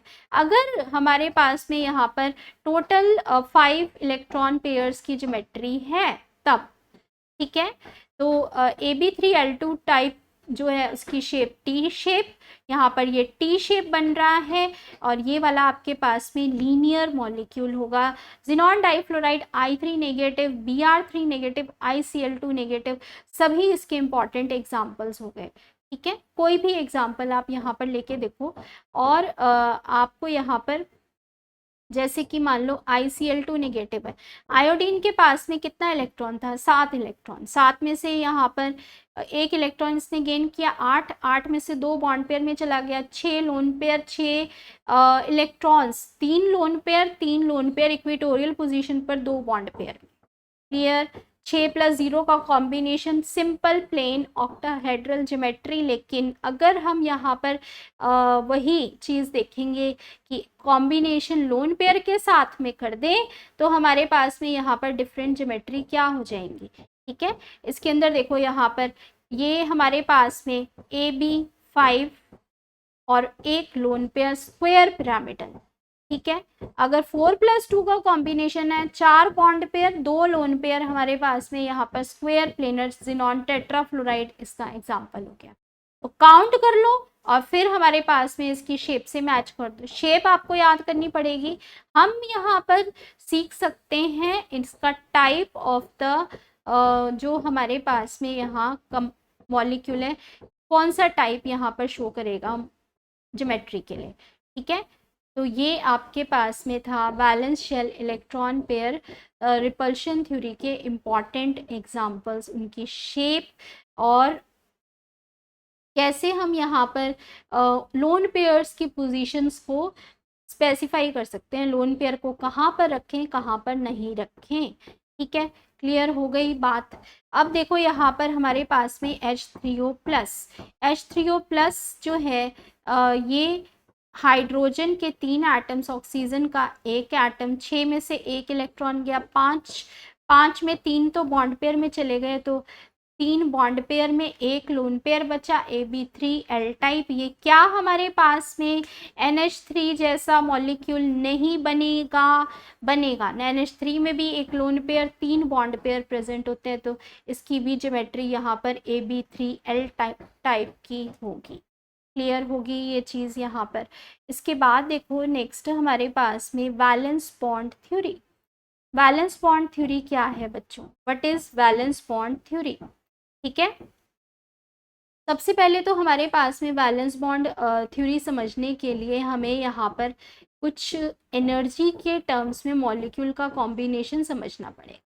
ठीक है, अब इसमें सबसे पहले देखो कि मान लो हमारे पास में अगर कोई पूछे आपसे हाइड्रोजन मॉलिक्यूल क्यों बनता है और हीलियम मॉलिक्यूल क्यों नहीं बनता, ठीक है, तो हम यहाँ पर क्या जवाब देंगे कि हमारे पास में हाइड्रोजन मॉलिक्यूल क्यों बनता है, क्योंकि उसमें अट्रैक्टिव फोर्सेस ज़्यादा होती हैं रिपल्सिव फोर्सेस से, जो कि यहाँ पर आप देख सकते हो जो ग्रीन कलर की लाइंस हैं हमारे पास में यहाँ पर, ये हमारे पास अट्रैक्टिव फोर्सेस हैं, ठीक है, सॉरी, जो हमारे पास में ग्रीन लाइन है ये हमारे पास में यहाँ पर रिपल्सिव फोर्सेस हैं, जो कि केवल 2 नंबर में है। रिपल्सिव फोर्सेस कौन सी हुई, जो कि सेम चार्जेस में हुएंगी, नेगेटिव नेगेटिव और पॉजिटिव पॉजिटिव में सेम चार्जेस के अंदर रिपल्सिव फोर्सेस, जिनका नंबर यहाँ पर बहुत कम है, किससे, अट्रैक्टिव फोर्सेस से। Attractive forces positive negative charges के बीच में होती है, फोर्स ऑफ अट्रैक्शन ज़्यादा होगा तो मॉलिक्यूल बनेगा। अगर यही चीज़ आपने यहाँ पर एक डायग्राम के फॉर्म में ड्रॉ करी, ठीक है, ग्राफ प्लॉट किया आपने पोटेंशियल एनर्जी और इंटरन्यूक्लियर डिस्टेंस से, तो यहाँ पर पोटेंशियल एनर्जी जो है कैसे वेरी करेगी इंटरन्यूक्लियर डिस्टेंस से, ये देखो, जब हमारे पास में हम डिस्टेंस कम कर रहे हैं, यानी कि हम यहाँ पर क्या करने की कोशिश करें, 2 हाइड्रोजन के एटम को पास लेके आए, जब आप लेके आओगे इनको नियर लेके आओगे तो एक पॉइंट पे आके इनकी एनर्जी यहाँ पर मिनिमम हो जाएगी और मैक्सिमम स्टेबिलिटी यहाँ पर ये अटेन कर रहा है, मैक्सिमम स्टेबिलिटी यहाँ पर अटेन कर रहा है। धीरे धीरे यहाँ पर एनर्जी कम होगी जब पास लेके आएंगे एटम्स को, 2 एटम्स को हाइड्रोजन के, क्योंकि इनमें अट्रैक्टिव फोर्सेस का नंबर ज़्यादा है तो इसीलिए बॉन्ड बनेगा और यहाँ पर मिनिमम एनर्जी और मैक्सिमम स्टेबिलिटी होगी एक पॉइंट पे आके। लेकिन उसके बाद अगर हम यहाँ पर और ज़्यादा डिस्टेंस को डिक्रीज करने की कोशिश करेंगे तो फिर से एनर्जी इंक्रीज कर जाएगी हमारे पास में, ठीक है। तो ये आपके पास में पोटेंशियल एनर्जी और इंटरन्यूक्लियर डिस्टेंस का एक ग्राफ प्लॉट किया हमने। अगर हीलियम मॉलिक्यूल को पूछा जाए कि आपको कि हीलियम मॉलिक्यूल क्यों नहीं बनता भाई हमारे पास में, हीलियम मॉलिक्यूल जो है उसने ऐसा क्या किया है कि वो क्यों नहीं बनता, तो देखो हीलियम मॉलिक्यूल क्यों नहीं बनता हमारे पास में। हीलियम मॉलिक्यूल के अंदर ये 2 पॉजिटिव चार्ज, इसके अंदर एक एक पॉजिटिव चार्ज और एक एक इलेक्ट्रॉन था, इसमें 2 पॉजिटिव चार्ज, उनके ये 2 इलेक्ट्रॉन प्रेजेंट है। इसमें हमारे पास जो अट्रैक्टिव और रिपल्सिव फोर्सेस का नंबर है उसमें रिपल्सिव फोर्सेस हमारी ज़्यादा है, काउंट कर लो कि जो आपके पास में सेम चार्जेस हैं, जैसे नेगेटिव नेगेटिव के बीच में और पॉजिटिव पॉजिटिव के बीच में, तो ये नंबर ऑफ रिपल्सिव फोर्सेस बहुत ज़्यादा है। ये हमने यहाँ पर हाईलाइट करी हुई ना येलो कलर से, तो 5 आ रही हैं repulsive forces, force of attraction का नंबर 4 है केवल, तो पोटेंशियल एनर्जी और डिस्टेंस के साथ जब हम ग्राफ प्लॉट करेंगे तो क्या होगा, यहाँ पर जैसे जैसे आप डिस्टेंस डिक्रीज करोगे पोटेंशियल एनर्जी इंक्रीज कर जाएगी, क्योंकि रिपल्सिव फोर्सेस का नंबर इंक्रीज कर रहा है, रिपल्सिव फोर्सेस बढ़ रही हैं यहाँ पर। तो समझ में आ गई बात। कभी भी आपसे पूछे कि क्यों भाई, कैसे हम यहाँ पर बोल सकते हैं कि हमारे पास में हाइड्रोजन मॉलिक्यूल तो बनता है लेकिन हीलियम मॉलिक्यूल हमारे पास में क्यों नहीं बनता, ठीक है। तो ये आपके पास में क्या इसका आंसर समझ में आ गया, यहाँ पर क्या इसका आंसर समझ में आ गया, क्या आपने यहाँ पर इसका आंसर देना है कि हमारे पास में अट्रैक्टिव फोर्सेस का जो नंबर है, अट्रैक्टिव फोर्सेस जो हैं वो क्या करती हैं, जब हम हाइड्रोजन मॉलिक्यूल के केस में देखते हैं तो यहाँ पर धीरे धीरे डिस्टेंस डिक्रीज करने से अट्रैक्टिव फोर्सेस बढ़ती हैं, एक पॉइंट पे आके यहाँ पर मिनिमम एनर्जी और मैक्सिमम स्टेबिलिटी हो जाती है, ठीक है। अट्रैक्टिव फोर्सेस का नंबर यहाँ पर रिपल्सिव फोर्सेस से ज़्यादा था, तभी यहाँ पर हाइड्रोजन मॉलिक्यूल बना है। साथ में एक डायग्राम पोटेंशियल एनर्जी और इंटरन्यूक्लियर डिस्टेंस का, ठीक। अब चलो यहाँ पर एक तो हो गया हमारे पास में कॉन्सेप्ट वैलेंस बॉन्ड थ्योरी का, according to the valence bond theory according to energy. अभी हम यहाँ पर पढ़ते हैं ऑर्बिटल कॉन्सेप्ट। ऑर्बिटल कॉन्सेप्ट क्या होता है हमारे पास में, ठीक है। तो देखो ऑर्बिटल कॉन्सेप्ट क्या होता है। ऑर्बिटल कॉन्सेप्ट के अंदर हमारे पास में यहाँ पर जो आपके पास बॉन्डिंग होती है, कोवलेंट बॉन्ड्स बनते हैं, वो कैसे बनते हैं। यहाँ पर अगर हमारे पास में कोई s ऑर्बिटल प्रेजेंट है और दूसरा pz का ऑर्बिटल प्रेजेंट है, ठीक है, तो यहाँ पर आपके पास में s वाला जो है वो पीजेड के साथ में हेड ऑन कोलिजन करेगा, इंटरन्यूक्लियर एक्सिस के थ्रू ओवरलैप करेगा, जिससे सिग्मा बॉन्ड बनता है। ये तो आपने यहाँ पर पढ़ी बात। अगर हमारे पास पी जेड ऑर्बिटल देखें तो इसके अंदर भी दो लोब्स में पॉजिटिव निगेटिव जो आपके पास वेव फंक्शंस होते हैं ये प्रेजेंट है। पॉजिटिव पॉजिटिव के साथ जब ओवरलैप करता है तो ऐसी ओवरलैपिंग को हम यहाँ पर बोलते हैं बॉन्डिंग। तो सिग्मा का बॉन्डिंग वाला मॉलिक्यूलर ऑर्बिटल यहाँ पर बना। अगर हमारे पास वेव फंक्शन अपोजिट साइन के प्लस और माइनस के आपस में ओवरलैप करेंगे तो यहाँ पर आपके पास में कैसा ऑर्बिटल जनरेट होगा, एंटी बॉन्डिंग, जिसको आप स्टार से रिप्रेजेंट करते हो। इसी तरीके से पीजेड भी इंटरन्यूक्लियर एक्सिस के थ्रू ओवरलैप करेंगे, सेम साइन करता है तो सिग्मा। अगर अपोजिट साइन वाले वेव फंक्शन यहाँ पर ओवरलैप करेंगे तो सिग्मा स्टार, ठीक है। इसी तरीके से यहाँ पर आपके पास में देखो सिग्मा तो तीन ही तरीके से यहाँ पर बन सकता था। कैसे? या तो एस एस की ओवरलैपिंग होती, या पीजेड की, या हमारे पास में एस और पीजेड की ओवरलैपिंग होती, और किसी तरीके से यहाँ पर नहीं बनने वाला, ठीक है। एस एस पीजेड या एस पीजेड, तीन तरीके से तो यहाँ पर सिग्मा बॉन्ड बन गया। अगर हमारे को यहाँ पर पाई बॉन्ड बनाना है बच्चों, तो पाई बॉन्ड बनाने का क्या तरीका है कि हम यहाँ पर जो पी के बाकी के बचे हुए ऑर्बिटल हैं पी एक्स और पी वाई इनकी आपस में ओवरलैपिंग कराते हैं, क्योंकि इनकी ओरिएंटेशन स्पेस में एक जैसी है। Side wise overlapping P x की कराई। अगर सेम वेव फंक्शन वाला पोर्शन ओवरलैप करेगा तो यहाँ पर आपके पास में ये बॉन्डिंग, अगर हमारे पास में different opposite wave functions overlap करते हैं तो ये पाई स्टार पी एक्स और पी एक्स की ओवरलैपिंग, ठीक है, पाई बॉन्ड जिससे यहाँ पर बनेगा। इसी तरीके से पी जेड में भी आप देख सकते हो, पी जेड नहीं सॉरी पी वाई की ओवरलैपिंग भी देख सकते हो। पी वाई के अंदर भी आपके पास में यहाँ पर ये वाला पाई और ये वाला पाई का एंटी बॉन्डिंग, जो कि हम एमओ थ्योरी में ऑर्बिटल्स भरते हुए फिलिंग करते हुए उनको इसी ऑर्डर में भरते हैं, ठीक है। एंटी बॉन्डिंग वाले एनर्जी ज़्यादा होती है और स्टेबिलिटी कम होती है, बॉन्डिंग वाले की एनर्जी आपके पास में कम और स्टेबिलिटी ज़्यादा होती है। जीरो ओवरलैप किसको बोलते हैं? जीरो ओवरलैप देखो यहाँ पर जीरो ओवरलैप, अगर कुछ इस तरह के ऑर्बिटल्स आपस में ओवरलैप कर रहे हैं, मान लो कि यहाँ पर आपके पास में एस ऑर्बिटल की ओवरलैपिंग आपने किसके साथ में करा दी, ये यहाँ पर पी एक्स या पी वाई के साथ में, क्या ये आपस में ओवरलैप करेंगे?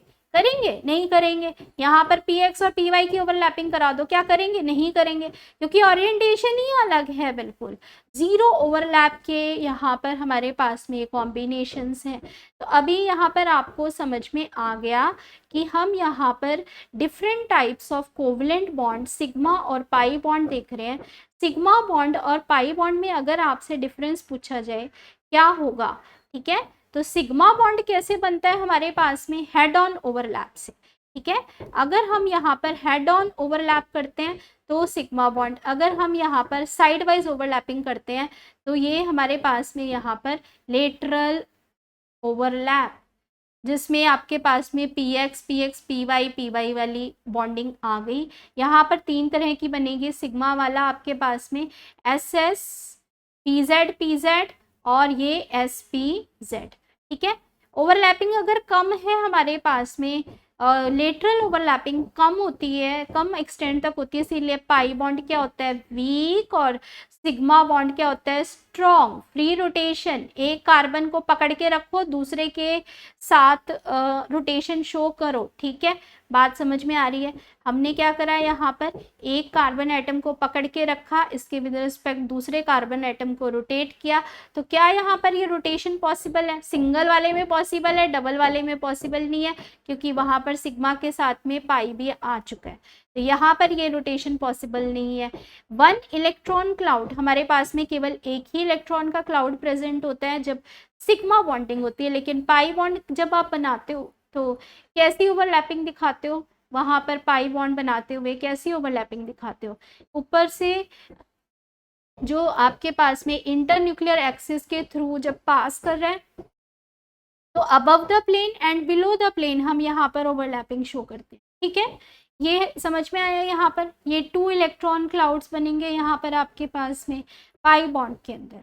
इसके बाद फिर हमारे पास में देखो अगला एग्जाम्पल है, अगर आपसे यहाँ पर, ये तो हो गया valence bond theory, types of bonds हमारे पास में सिग्मा और पाई बॉन्ड के कितनी तरह के बॉन्ड्स बन जाएंगे। इसके बाद आता है फिर बच्चों हमारे पास में यहाँ पर concept of bond length, bond energy and bond order.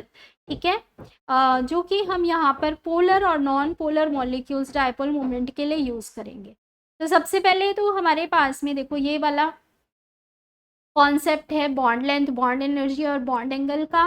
ठीक है, अगर मान लो आपसे यहाँ पर पूछा जाए कि कैलकुलेट करो बॉन्ड लेंथ को किसके साथ में, बॉन्ड लेंथ कैलकुलेट करो यहाँ पर कार्बन ट्रिपल बॉन्ड कार्बन की, कार्बन डबल बॉन्ड कार्बन की और कार्बन सिंगल बॉन्ड कार्बन की, सबसे ज़्यादा बॉन्ड लेंथ हमारे पास में कहाँ पर होगी, तो आप बोलोगे यहाँ पर बॉन्ड लेंथ तो सिंगल बॉन्ड की सबसे ज़्यादा है, फिर डबल बॉन्ड की है, फिर ट्रिपल बॉन्ड की। इसका कारण क्या है, यहाँ पर इलेक्ट्रोनेगेटिविटी है इसका कारण, जो हमारे पास में यहाँ पर sp3 हाइब्रिडाइज्ड कार्बन एटम है ये, तो इस वजह से बॉन्ड लेंथ भी इंक्रीज कर गया। एस करेक्टर कम है, यहाँ पर एस करेक्टर ज़्यादा है तो बॉन्ड लेंथ भी हमारे पास में डिक्रीज कर गई है।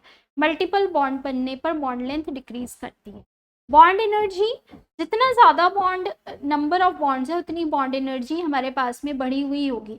तो बॉन्ड एनर्जी डायरेक्टली प्रोपोर्शनल है यहाँ पर बॉन्ड ऑर्डर से। बॉन्ड ऑर्डर क्या होता है, number of covalent bonds, number of covalent bonds हमारे पास में मॉलिक्यूल में कितने प्रेजेंट हैं। ठीक है, नंबर ऑफ कोवलेंट बॉन्ड्स हमारे पास में मॉलिक्यूल में कितने प्रेजेंट हैं। तो अगर मान लो कि आपसे पूछा जाए एक बात बच्चों कि बताओ यहाँ पर हमारे पास में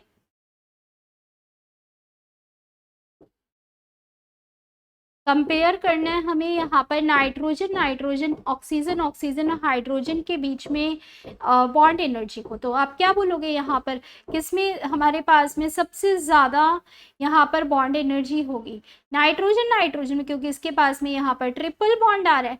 ठीक है, और फिर ऑक्सीजन डबल बॉन्ड में और फिर हाइड्रोजन हाइड्रोजन बॉन्ड में। इसी तरीके से हमारे पास में यहाँ पर ये तो बॉन्ड एनर्जी या बॉन्ड ऑर्डर का जो है एक ऑर्डर हमने देख लिया। अगर हम बॉन्ड एंगल का यहाँ पर बात करें तो बॉन्ड एंगल कैसे वेरी करता है। बॉन्ड एंगल देखो, मीथेन के अंदर आपके पास में normal tetrahedral angle 109 degree 28 minute, ammonia के अंदर 107 डिग्री। अभी यहाँ पर हमारे पास में क्या हो रहा है, ये क्या हो रहा है यहाँ पर ऐसे हमारे पास में बॉन्ड एंगल डिक्रीज क्यों कर गया, क्योंकि आपके पास में यहाँ पर बच्चों हमारे पास क्या हुआ है, बॉन्ड एंगल डिक्रीज करने का कारण क्या है, लोन पेयर रिपल्शन आई है। ठीक है, बात समझ में आई हमारे को। यहाँ पर आपके पास में एमोनिया के अंदर जो है एक लोन पेयर प्रेजेंट था। ठीक है, यहाँ पर आपके पास में एक लोन पेयर था, यहाँ पर 2 लोन पेयर प्रेजेंट थे, तो बॉन्ड एंगल क्या कर गया, यहाँ पर डिक्रीज कर गया। BF3 के अंदर 3 इलेक्ट्रॉन पेयर थे तो फिर से इंक्रीज करा, 120 डिग्री पहुंच गया। समझ में आ गया बॉन्ड ऑर्डर का यहाँ पर क्या खेल है सारा। उसके बाद डायपोल मोमेंट देखो, यहाँ पर डायपोल मोमेंट के अंदर हमारे पास में यहाँ पर डिफरेंस इन इलेक्ट्रोनेगेटिविटी जितना ज़्यादा होगा मॉलिक्यूल में उतना ही ज़्यादा हमारे पास में वहाँ पर उसका डायपोल मोमेंट की वैल्यू होगी। ये बात समझ में आ रही है। ठीक है, तो यहाँ पर आप बोलोगे कि भाई हमारे पास में यहाँ पर डायपोल मोमेंट का क्या ऑर्डर बन के आ रहा है, क्या ऑर्डर बन के आ रहा है। फिर HF के अंदर आपके पास में यहाँ पर सबसे ज़्यादा इलेक्ट्रोनेगेटिविटी डिफरेंस है या नहीं, बोल दो। यहाँ पर आपके पास में सबसे ज़्यादा इलेक्ट्रोनेगेटिविटी डिफरेंस HF के अंदर है, तो इसमें आपके पास में इलेक्ट्रोनेगेटिविटी डिफरेंस सबसे ज़्यादा है, तो डायपोल मोमेंट की वैल्यू सबसे ज़्यादा HF में। और फिर क्या कर रही है, डायपोल मोमेंट की वैल्यू डिक्रीज कर रही है, क्योंकि इलेक्ट्रोनेगेटिविटी डिफरेंस क्या कर रहा है, यहाँ पर डिक्रीज कर रहा है। इलेक्ट्रोनेगेटिविटी डिफरेंस डिक्रीज करेगा तो हमारे पास में यहाँ पर क्या होगा, डायपोल मोमेंट की वैल्यू भी डिक्रीज कर जाएगी। इसके बाद है फिर हमारे पास में यहाँ पर ये वाले मॉलिक्यूल्स देखो, जिसमें CH3 Cl CH2 Cl2 CH Cl3 और CCl4 ये मॉलिक्यूल यहाँ पर दे रखे हैं, ठीक है। इन मॉलिक्यूल्स के अंदर डायपोल मोमेंट की वैल्यू हमारे पास में क्या होगी, जो CH3 Cl है, यहाँ पर एक ही Cl है, इसमें हमारे पास में 2 Cl, फिर 3 Cl, फिर टोटल हमारे पास में यहाँ पर 4 Cl आ गए, ठीक है। तो इसके अंदर डायपोल मोमेंट की वैल्यू कैसे वेरी करती है, carbon tetrachloride non polar molecule क्यों है, और CH3 Cl में हाईएस्ट डायपोल मोमेंट की वैल्यू क्यों होगी, ये देखो यहाँ पर, इसको यहाँ पर बना के एक बार देख लेते हैं फटाफट से, ठीक है।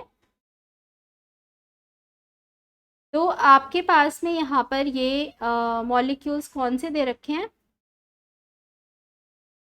अब मान लो कि यहाँ पर CCl4 के अंदर और CHCl3 के अंदर पूछता है, तो CCl4 के अंदर आपके पास में क्या एक सिमेट्रिकल स्ट्रक्चर नहीं बन रहा, CCl4 में बन रहा है।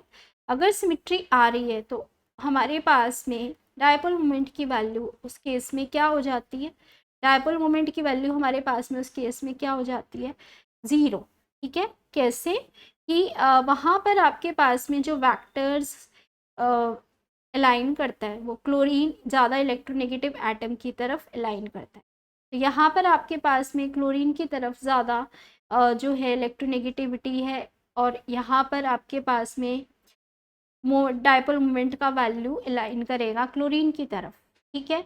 इन टोटल यहाँ पर इक्वल और अपोजिट डायरेक्शन में सभी कार्बन क्लोरीन का डायपोल मोमेंट होने की वजह से टोटल डायपोल मोमेंट की वैल्यू क्या हो जाएगी, 0। ये क्या बन गया यहाँ पर, नॉन पोलर मॉलिक्यूल, तो इसका तो हो गया सबसे कम डायपोल मोमेंट। और यहाँ पर ये CHCl3 वाला एग्जाम्पल है, इसमें 3 क्लोरीन यहाँ पर प्रेजेंट है, ठीक है। यहाँ पर आपके पास में क्या होगा, इसके अंदर तो 3 क्लोरीन यहाँ पर प्रेजेंट है, डायपोल मोमेंट क्रिएट तो करेगा, डायपोल मोमेंट क्लोरीन की तरफ तो जाएगा, ठीक है। लेकिन एक हाइड्रोजन और कार्बन वाला भी हमारे पास में कार्बन की तरफ अलाइन करेगा डायपोल मोमेंट, जिससे टोटल डायपोल मोमेंट की वैल्यू हमारे पास में रीइंफोर्स हो जा रही है कार्बन क्लोरीन की तरफ, जिससे डायपोल मोमेंट की वैल्यू यहाँ पर आपके पास में नॉन इक्वल टू 0 के साथ साथ बड़ी वैल्यू भी होगी, ठीक है। डायपोल मोमेंट की बात समझ में आई यहाँ पर। तो हमारे पास में अगर स्ट्रक्चर जो है वो कैसे हैं, सिमेट्रिकल है, ठीक है। ध्यान रखोगे कि हमारे पास में अगर जो स्ट्रक्चर है वो कैसा है, यहाँ पर सिमेट्रिकल है, सिमेट्रिकल है, ठीक है। तो हमारे पास में कैसा मॉलिक्यूल होगा, वो डायपोल मोमेंट कैसा होगा उसका, 0। डायपोल मोमेंट कैसा होगा हमारे पास में, 0, ठीक है। जैसे कि आप यहाँ पर कुछ एग्जांपल्स लिखे हैं, ये देखो, वाटर जो है हमारे पास में, वाटर, इसका डायपोल मोमेंट की वैल्यू क्या 0 होगी, आप बोलोगे नहीं, यहाँ पर आपके पास में 0 कैसे हो जाएगी, ऑक्सीजन पर तो 2 लोन पेयर भी प्रेजेंट थे, तो ये लीनियर तो है नहीं, हमारे पास में पैंट शेप है, इसमें जो 2 लोन पेयर प्रेजेंट है वो अपना अलग अलग डायपोल मोमेंट अपनी तरफ लेके जाएंगे, जिससे इसकी वैल्यू यहाँ पर नॉन इक्वल टू 0 हो जाएगी। बेरिलियम फ्लोराइड के अंदर हमारे पास में बेरिलियम के 2 इलेक्ट्रॉन जो प्रेजेंट है फ्लोरीन के साथ में यहाँ पर बॉन्ड बनाएंगे, ये यहाँ पर फ्लोरीन की तरफ वेक्टर जो है अलाइन करेगा डायपोल मोमेंट, लेकिन पूरा का पूरा नेट डायपोल मोमेंट 0 हो जाएगा, नलिफाई कर देगा यहाँ पर, क्योंकि आपके पास में इक्वल और अपोजिट डायरेक्शन में बराबर डायपोल मोमेंट्स की वैल्यू है। तो बेरिलियम फ्लोराइड का डायपोल मोमेंट की वैल्यू क्या हो गई यहाँ पर, 0। इसी तरीके से कार्बन डाइसल्फाइड के अंदर BF3 सभी सिमेट्रिकल है, CH4, ठीक है, CCl4 सारे सिमेट्रिकल थे यहाँ पर। ये क्वेश्चंस आपके बनते हैं इंपॉर्टेंट। उसके बाद आता है बच्चों यहाँ पर एक क्वेश्चन आपके पास में कि NF3 और NH3 के अंदर NH3 का डायपोल मोमेंट का वैल्यू ज़्यादा क्यों होता है, ठीक है। चलो देख लेते हैं, NH3 और NF3 का भी एग्जाम्पल यहाँ पर चेक कर लेते हैं।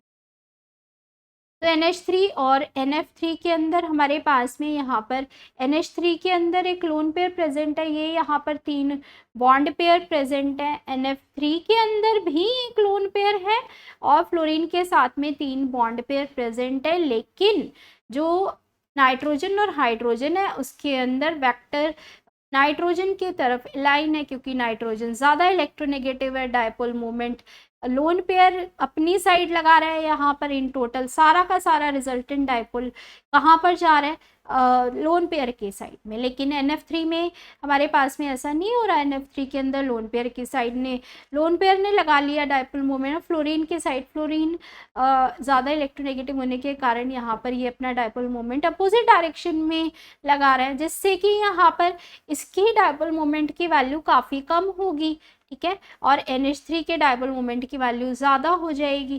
क्या यही चीज़ इसने नहीं पूछी थी क्वेश्चन के अंदर? चेक कर लेते हैं, चेक कर लो, क्या यही चीज़ इसने क्वेश्चन में नहीं पूछी थी हमसे? तो आओ चेक करते हैं इसको। ये देखो यहाँ पर इसने क्वेश्चन में पूछा था NH3 का डायपोल मोमेंट वैल्यू ज़्यादा क्यों है NF3 से। चेक हो गया, यहाँ पर समझ में आ गया, ठीक है।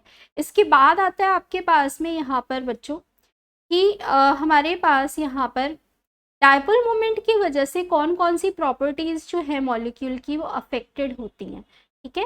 ये तो आपने कुछ एग्जांपल्स और इनके डायपोल मोमेंट की वैल्यू को कैलकुलेट करके देख लिया। इसके बाद आपके पास ये एग्जांपल आता है, एक तो NH3, Ni3, NBr3, NCl3, NF3। Dipole moment के ऑर्डर में इनको अरेंज करो, ठीक है। तो ये ऑर्डर यहाँ पर हो जाएगा। और साथ में यहाँ पर अगर सिमिट्री प्रेजेंट है मॉलिक्यूल में तो डायपोल मोमेंट 0। सिस और ट्रांस में हम कैसे डिस्टिंग्विश कर सकते हैं, ऑर्थो मेटा पैरा में कैसे डिस्टिंग्विश कर सकते हैं, पोलैरिटी ऑफ बॉन्ड्स के अकॉर्डिंग हम यहाँ पर कैसे डिस्टिंग्विश कर सकते हैं, ये देखेंगे। तो मान लो कि आपको यहाँ पर सिस और ट्रांस का एग्जाम्पल देता है, ठीक है। सिस और ट्रांस का एग्जाम्पल इसने दिया है यहाँ पर। सिस और ट्रांस के अंदर हमारे पास में देखो ये CH2Cl CH2Cl, ठीक है। हमने यहाँ पर इस मॉलिक्यूल को कुछ इस तरीके से लिख दिया कि आपके पास में यहाँ पर CH डबल बॉन्ड CH, एक Cl यहाँ पर प्रेजेंट है, एक Cl यहाँ पर प्रेजेंट है, एक H यहाँ पर है, एक H यहाँ पर है। ये ट्रांसफॉर्म है। ट्रांसफॉर्म का जो डायपोल मोमेंट का वैल्यू है वो सिमेट्रिकल होने की वजह से डायपोल मोमेंट 0। क्लोरीन जब एक साइड आ जाएंगे तो dipole moment non equal to 0 हो जाएगा। ऑर्थो मेटा पैरा में भी पैरा जो हमारे पास में फॉर्म होती है उसके अंदर सिमेट्री आ जाती है। सिमेट्री आने की वजह से वहाँ पर भी हमारे पास में क्या होगा, डायपोल मोमेंट की वैल्यू क्या हो जाएगी, 0 हो जाएगी, ठीक है। इसी बेसिस पे आप ऑर्थो मेटा पैरा की फॉर्म्स को क्या कर सकते हो, डिस्टिंग्विश कर सकते हो, ठीक है। इसके बाद आता है आपके पास में यहाँ पर दूसरा क्वेश्चन जो कि बहुत बार पूछा जाता है कि अगर हमें यहाँ पर पोलैरिटी ऑफ बॉन्ड्स देखना है तो क्या हम यहाँ पर पता चला सकते हैं कि पोलर मॉलिक्यूल और non polar molecule dipole moment के हेल्प से पता चल जाएगा? चल जाएगा। अगर डायपोल मोमेंट की वैल्यू 0 है तो हमारे पास नॉन पोलर है, अगर डायपोल मोमेंट की वैल्यू नॉन इक्वल टू 0 है तो हमारे पास पोलर मॉलिक्यूल है। इसके बाद आता है बच्चों फजान्स रूल। फजान्स रूल क्या कहता है? तो फजान्स रूल क्या कहता है कि हमारे पास में पोलराइजेशन एक केटाइन और एक एनाइन के बीच में पोलराइजेशन इफेक्ट होता है, ठीक है। एक केटाइन और एनाइन के बीच में क्या होता है, पोलराइजेशन होता है। अभी यहाँ पर ये पोलराइजेशन क्या होता है ये देखो, जैसे कि हमने यहाँ पर ये एग्जाम्पल देखो NaCl और यहाँ पर एक एग्जाम्पल LiCl का ले लिया या लिथियम आयोडाइड का ले लिया, ठीक है। इनके एग्जाम्पल्स को हम यहाँ पर एक बार कंपेयर करके देखते हैं आपस में, ठीक है। मान लो कि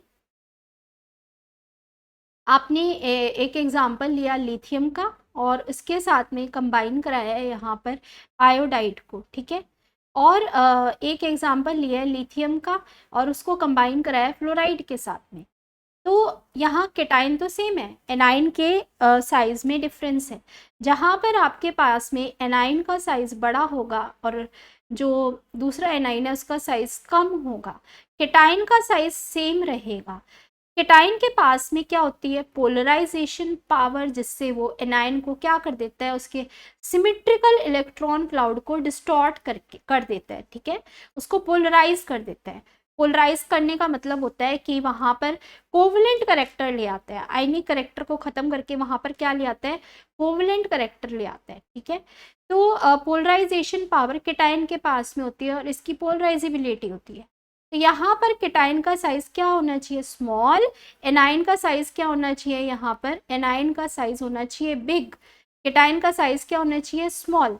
जितना स्मॉल साइज होगा और हमारे पास में एनाइन का साइज बड़ा होगा, उतनी ही अच्छी हमारे पास में वहाँ पर पोलराइजेशन होगी और कोवलेंट करेक्टर वहाँ पर इंक्रीज कर जाएगा, ठीक है।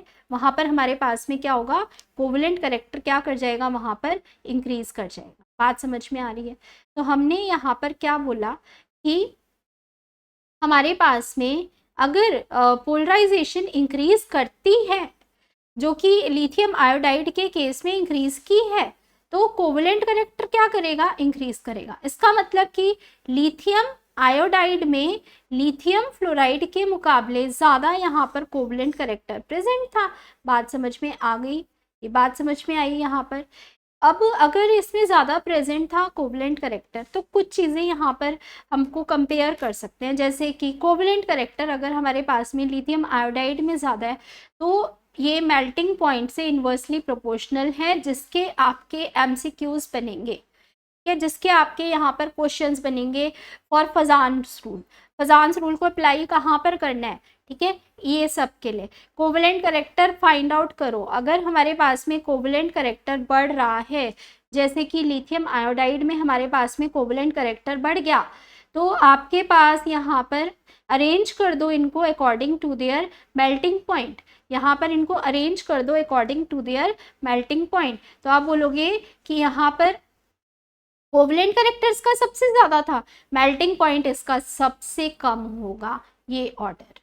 यहाँ पर सेम केटाइन आपने लिया था, सिर्फ एनाइन के साइज में डिफरेंस था। एनाइन का साइज आपके पास में जब लार्ज होगा तो कोवलेंट करेक्टर भी यहाँ पर क्या हो जाएगा, ज़्यादा हो जाएगा। कोवलेंट करेक्टर बढ़ेगा तो यहाँ पर आपके पास में मेल्टिंग पॉइंट क्या हो जाएगा, इस कंपाउंड का कम हो जाएगा, ठीक है। कोवलेंट कंपाउंड है, हमारे पास में मेल्टिंग पॉइंट इसका कम होगा, बजाय कि एक आयनिक कंपाउंड के एक आयनिक करेक्टर जो शो कर रहा है। अब यहाँ पर आप सेकंड एग्जांपल देखो। सेकंड एग्जांपल में क्या ले रहे हो मैडम, यहाँ पर आपने Na पर प्लस लिया, Mg पर 2 प्लस लिया, Al पर 3 प्लस लिया, यानी केटायन के चार्ज को इंक्रीज कर दिया। एनायन का साइज और चार्ज सेम है, तो मेल्टिंग पॉइंट कैसे वेरी करेगा, जैसे केटाइन पे चार्ज इंक्रीज करा तो कोवलेंट करेक्टर बढ़ा। यहाँ पर भी हमारे पास में AlCl3 का कोवलेंट करेक्टर जो है वो क्या हो जाएगा, यहाँ पर AlCl3 के अंदर हमारे पास में चार्ज अगर हमारे पास में बढ़ा है तो कोवलेंट करेक्टर हमारे पास में क्या कर जाएगा, वहाँ पर बढ़ जाएगा, ठीक है। समझ में आ गई बात यहाँ पर। तो ये आपके पास में यहाँ पर कोवलेंट करेक्टर बढ़ रहा है, अगर कोवलेंट करेक्टर अगर हमारे पास में बढ़ रहा है, ठीक है, चार्ज क्या होना चाहिए हमारे पास में, increase in the charge of cation and anion, तो कोवलेंट करेक्टर इंक्रीज करता है और वो इन्वर्सली प्रोपोर्शनल है यहाँ पर मेल्टिंग पॉइंट से, ठीक है। बात समझ में आ गई। अभी यहाँ पर कंपेयर कर दो जो बाकी के एग्जाम्पल्स हैं, जैसे कि आपके पास में लिथियम क्लोराइड और सोडियम क्लोराइड, कॉपर क्लोराइड और NaCl का एग्जाम्पल है, ठीक है। इनको आपस में कंपेयर कर लेते हैं। तो यहाँ पर आपके पास में यहाँ ये देखो, ये वाले एग्जाम्पल्स क्लियर हो गए यहाँ पर, ठीक है। लिथियम क्लोराइड और पोटेशियम क्लोराइड के अंदर देखो यहाँ पर, इसमें हमारे पास में क्या होगा, यहाँ पर बॉन्ड ऑर्डर की सॉरी कोवलेंट करेक्टर की वैल्यू, ठीक है, क्या होगी हमारे पास में यहाँ पर कोवलेंट करेक्टर की वैल्यू, दोनों में ज़्यादा किसकी होगी। तो ये आपने यहाँ पर क्या बता दिया, ये आपने यहाँ पर बता दिया इसका कोवलेंट करेक्टर, ठीक है। कोवलेंट करेक्टर हमारे पास में यहाँ पर एल्यूमिनियम क्लोराइड में क्या होगा, सबसे ज़्यादा यहाँ पर हमारे पास में राइज कर जाएगा। जितना ज़्यादा राइज करेगा उतना ही कम हमारे पास में यहाँ पर मेल्टिंग पॉइंट होगा। ठीक है, तो NaCl का हमारे पास में यहाँ पर मेल्टिंग पॉइंट क्या होगा, सबसे कम। ठीक है, ये इंक्रीजिंग ऑर्डर हमारे पास में यहाँ पर हो जाएगा। अभी हमारे पास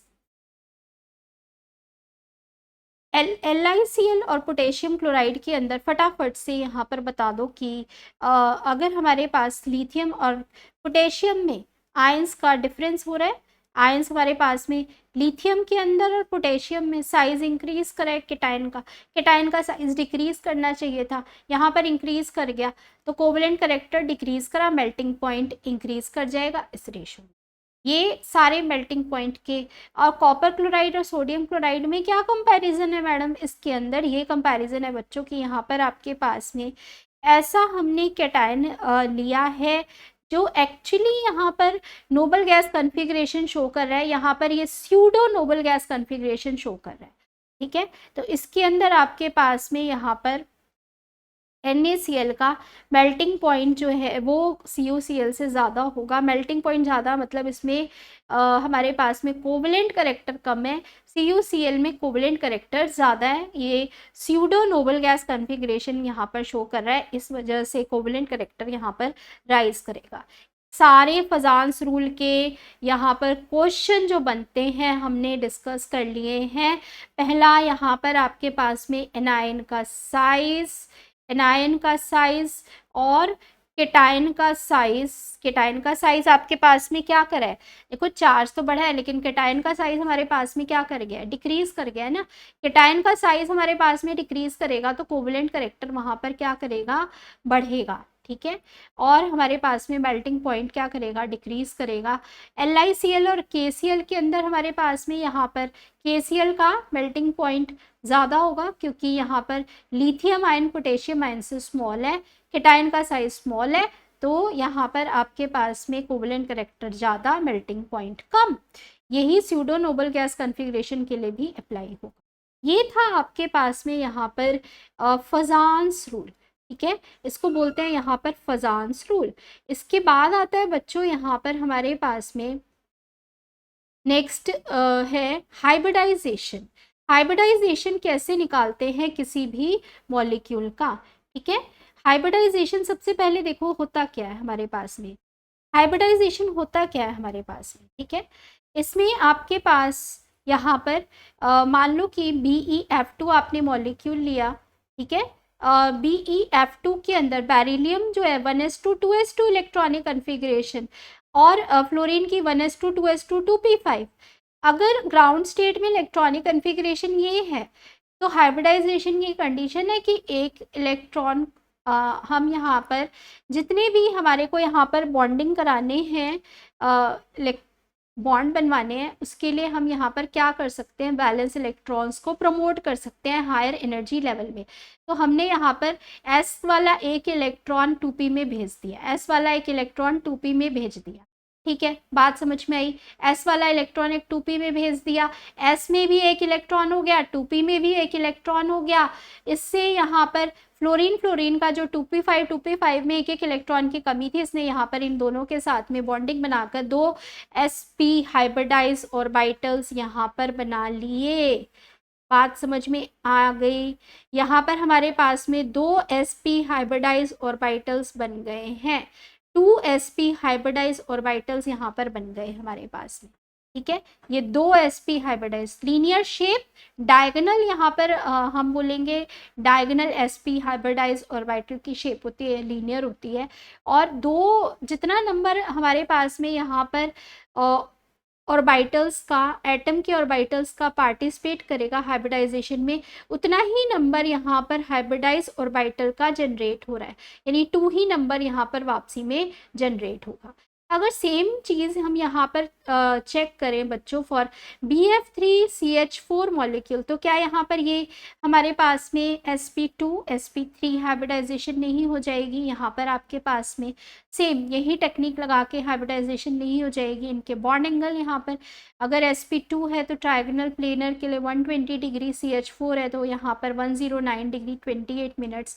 sp3 के कितने हाइब्रिडाइज ऑर्बिटल, जितने नंबर ऑफ कोवलेंट बॉन्ड बनाने 4, और यहाँ पर sp2 के 3 हाइब्रिडाइज ऑर्बिटल बनेंगे। ठीक है, अभी यहाँ पर ये तो था method how to apply the concept of hybridization. अगर हमने यहाँ पर एक फॉर्मूले से बहुत सारे मॉलिक्यूल्स निकाले तो क्या बार बार मेथड को अप्लाई करना आसान तो नहीं है? हम यहाँ पर एक सिंपल फॉर्मूला लगा देते हैं, फॉर्मूला लगाएंगे और कैलकुलेट कर लेंगे यहाँ पर हाइब्रिडाइजेशन। ठीक है, फॉर्मूला क्या लगाना है यहाँ पर, फॉर्मूला समझ लो। इसके अंदर आपको यहाँ पर वैलेंस इलेक्ट्रॉन्स जो है, ठीक है, एक्स हमारे को हाइब्रिडाइजेशन देगा, एक्स हमारे को हाइब्रिडाइजेशन देगा यहाँ पर, और आपके पास में half into valence electrons of central atom plus monovalent atom around central atom, charge on cation minus charge on cation plus charge on anion. ठीक है, ये लगा के जो नंबर आएगा एक्स का वो यहाँ पर total number of hybridize orbital, यानी एक एस का एक पी का sp हाइब्रिडाइज ऑर्बिटल, ये आपका यहाँ पर फॉर्मूला जो सभी मॉलिक्यूल्स में काम करता है। ठीक है, क्या अप्लाई कर दें यहाँ पर इस फॉर्मूले को? ठीक है, चलो देख लेते हैं फटाफट से, ये फॉर्मूला भी देख लेते हैं हम। ठीक है, ये फॉर्मूले से हम यहाँ पर हाइब्रिडाइजेशन कैलकुलेट करके चेक करेंगे। तो इसमें आपके पास यहाँ पर सबसे पहले कार्बन डाइऑक्साइड, कार्बन डाइऑक्साइड के अंदर हमारे पास में हमने यहाँ पर चेक करना है कार्बन डाइऑक्साइड का जो स्ट्रक्चर हमने बनाया था बच्चों कैसा था। हमारे पास यहाँ पर कार्बन के बैलेंस इलेक्ट्रॉन 4 हैं, ध्यान से सुन लो, 4 इलेक्ट्रॉन है, तो इसने यहाँ पर दो डबल बॉन्ड बनाए थे ऑक्सीजन के साथ में। ठीक है, यही स्ट्रक्चर देखा था हमने यहाँ पर। कार्बन के पास यहाँ पर वैलेंस इलेक्ट्रॉन, अब ये फॉर्मूला लगाएंगे यहाँ पर। ठीक है, यहाँ पर half into valence electron carbon का कितना है, सेंट्रल एटम का कितना है 4, यहाँ पर कितना है हमारे पास में 4 वैलेंस इलेक्ट्रॉन है यहाँ पर कार्बन का। ठीक है, उसके बाद प्लस मोनोवेलेंट एटम क्या इसमें प्रेजेंट है हमारे पास में, कोई नहीं है 0, माइनस चार्ज ऑन केटायन, क्या ये केटायन है, नहीं है 0, क्या ये एनायन है, नहीं है 0। ठीक है, तो 4 डिवाइडेड बाई 2 हो गया यहाँ पर। x का वैल्यू अगर हमारे पास में 2 आता है, इसका मतलब है यहाँ पर आप क्या बोलोगे, x का वैल्यू अगर 2 है तो s और p, sp हाइब्रिडाइजेशन हमने बता दी। बात सही है, समझ में आ गई। अभी वाटर जो है यहाँ पर सेम इसी तरीके से वाटर का कैलकुलेट कर लेते हैं। ठीक है, वाटर में हमारे पास में वाटर का स्ट्रक्चर जो है कैसा है, इसमें आपके पास ऑक्सीजन सेंट्रल एटम है, हाइड्रोजन हमारे पास में जो है यहाँ पर, और 2 लोन पेयर यहाँ पर प्रेजेंट है। ठीक है, इसके अंदर हमारे पास यहाँ पर यही फॉर्मूला लगा दो, सेम फॉर्मूला यहाँ पर भी लगा दो, तो आपके पास ये फॉर्मूला लगा देंगे वाटर के लिए, ये x का value half into valence electron oxygen का 6, ठीक है, प्लस मोनोवेलेंट एटम क्या यहाँ पर प्रेजेंट है, 2 प्रेजेंट है, तो 2 वैल्यू पुट करो यहाँ पर। क्या ये कोई केटायन है, नहीं है, क्या ये कोई एनायन है, नहीं है, तो प्लस 0। यहाँ पर 8 डिवाइडेड बाई 2 इक्वल टू 4 का मतलब यहाँ पर एक एस का 3 पी के sp3 हाइब्रिडाइजेशन, समझ में आया। x का वैल्यू 4, एक एस का 3 पी के हाइब्रिडाइजेशन sp3, सारे मॉलिक्यूल्स का चाहे कोई भी हो इसी तरीके से कैलकुलेट कर। कार्बोनेट का रैंडमली कोई भी देख लेते हैं। कार्बोनेट का देखो, यहाँ पर कार्बोनेट का स्ट्रक्चर जब हमने बनाया था तो कैसा बनाया था, यहाँ पर ये आपके पास में कार्बोनेट आयन था ना, ये कार्बोनेट आयन आपने बनाया था, इसके अंदर यहाँ पर x is equal to half into central atom carbon के यहाँ valence electron 4 minus monovalent atom का नंबर कुछ भी नहीं है, यहाँ कोई मोनोवैलेंट एटम प्रेजेंट नहीं है सेंट्रल एटम के अराउंड। क्या ये कोई केटाइन है? यहाँ पर नहीं है। ठीक है, क्या यहाँ पर ये कोई एनायन है?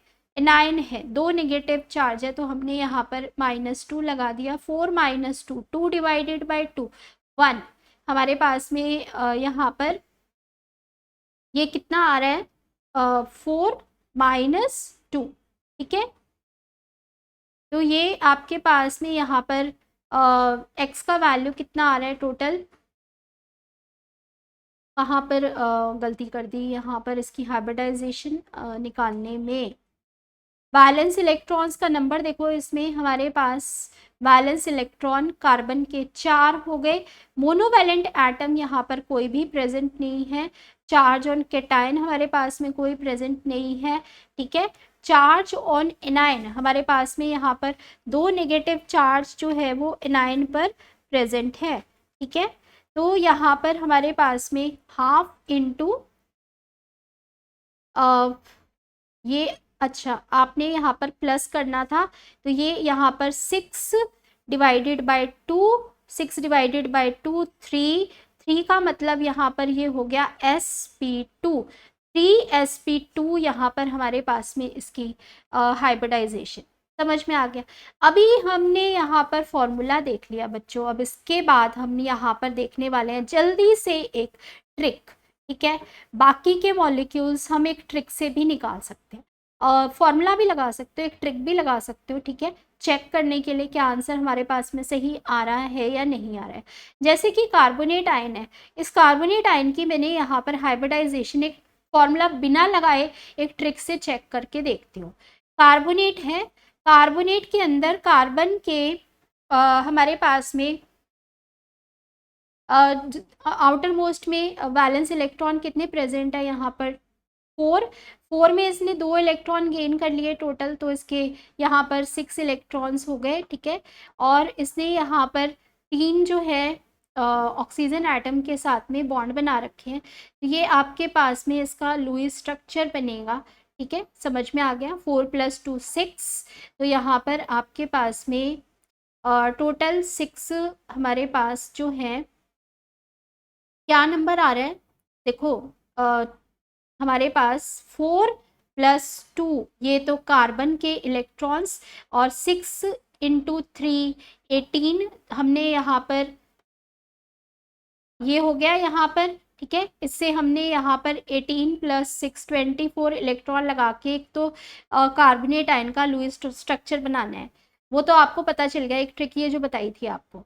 उसके बाद फिर यहाँ पर क्या करना है हमें हाइब्रिडाइजेशन निकालने के लिए, यहाँ पर total number of electron pair और बॉन्ड पेयर और लोन पेयर का नंबर कैलकुलेट कर लो, बस ये ट्रिक आपकी काम करेगी। लुईस स्ट्रक्चर बना लिया, total number of valence electron सब काउंट वाउंट करके लुईस स्ट्रक्चर बना के बॉन्ड पेयर लोन पेयर का नंबर यहाँ पर कैलकुलेट करो।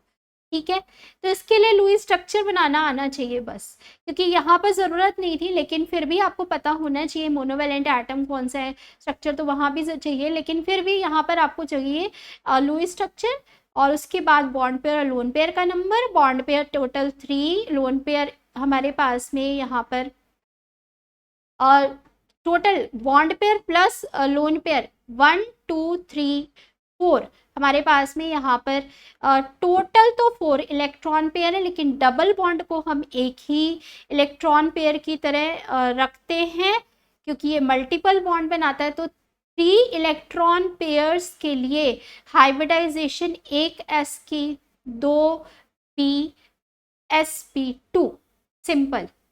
यहाँ तक तो आपको आता ही बनाना। काउंट कर लो इलेक्ट्रॉन पेयर्स का नंबर कितना है, टोटल 4 है, लेकिन मल्टीपल बॉन्ड वाला एक ही कैलकुलेट करेंगे, तो 3 इलेक्ट्रॉन पेयर के लिए sp2। एक और कैलकुलेट कर लेते हैं NH4+ के लिए। ठीक है, ये समझ में आ गया यहाँ पर कार्बोनेट आयन के लिए। चलो यहाँ पर हम एक NH4+ के लिए भी कैलकुलेट करके देख लेते हैं। तो यहाँ पर हमारे पास में NH4+ देखो, NH4+ NH4 प्लस फॉर्मूले से भी और ट्रिक से भी हाइब्रिडाइजेशन कैसे कैलकुलेट करेंगे।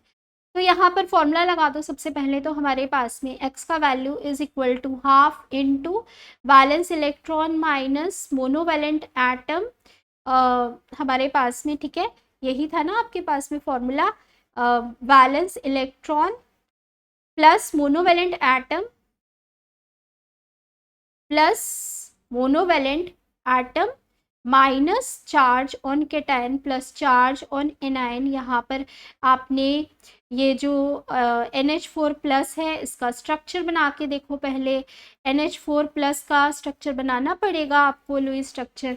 नाइट्रोजन के 5 में से 1 इलेक्ट्रॉन गया, 4 इलेक्ट्रॉन, 4 यहाँ पर बॉन्डिंग में चला गया, तो 4 हाइड्रोजन हमारे पास में है। और यहाँ पर आपके पास अगर 4 हाइड्रोजन बॉन्ड बना रहा है तो टोटल यहाँ पर आपके पास ये इसका स्ट्रक्चर है, जिससे आप यहाँ पर वैल्यूज़ को पुट करो। बैलेंस इलेक्ट्रॉन नाइट्रोजन का कितना है यहाँ पर 5, प्लस मोनोवैलेंट एटम कितने हैं यहाँ पर 4, माइनस चार्ज ऑन केटायन कितना है हमारे पास में, केटायन कौन सा है हमारे पास में, ये केटायन है तो 1 है यहाँ पर, एनायन ये नहीं है 0। तो ये वैल्यू हमारे पास में कितनी आ जाएगी यहाँ पर, ये हमारे पास में 9 माइनस 8 डिवाइडेड बाई 2 4। एक्स की वैल्यू अगर 4 आती है तो sp3 यहाँ पर 4, 1 s का और 3 p के 4 sp3 हाइब्रिडाइज्ड ऑर्बिटल्स बनेंगे। ट्रिक से चेक करो जो मैंने आपको बताई है, यहाँ पर NH4 प्लस के अंदर ट्रिक लगा दो। यहाँ पर कैसे ट्रिक से इसे कैलकुलेट करके देख सकते हैं, ठीक है। तो यहाँ पर हमारे पास में total number of electron pairs कितने हैं 4 electron pair present, total electron pair 4 electron pair, 1 s का 3 p के sp3 होनी चाहिए थी। फॉर्मूले से, मेथड से, ट्रिक से, सबसे हमने यहाँ पर हाइब्रिडाइजेशन कैलकुलेट करके उसका शेप यहाँ पर देखना है बच्चों, ठीक है। तो ये था आपके पास में हाइब्रिडाइजेशन का कॉन्सेप्ट। हाइब्रिडाइजेशन कैसे कैलकुलेट करते हैं, कोई भी मॉलिक्यूल आपको दे रखा है तो अभी इसके अंदर आपके पास में डी ऑर्बिटल्स वाली हाइब्रिडाइजेशन भी आएगी, ठीक है। जो आपके पास में जहाँ पर मान लो कि एग्जाम्पल है आपके पास में PCl5, ठीक है। PCl5 की हाइब्रिडाइजेशन बताओ बच्चों क्या होगी।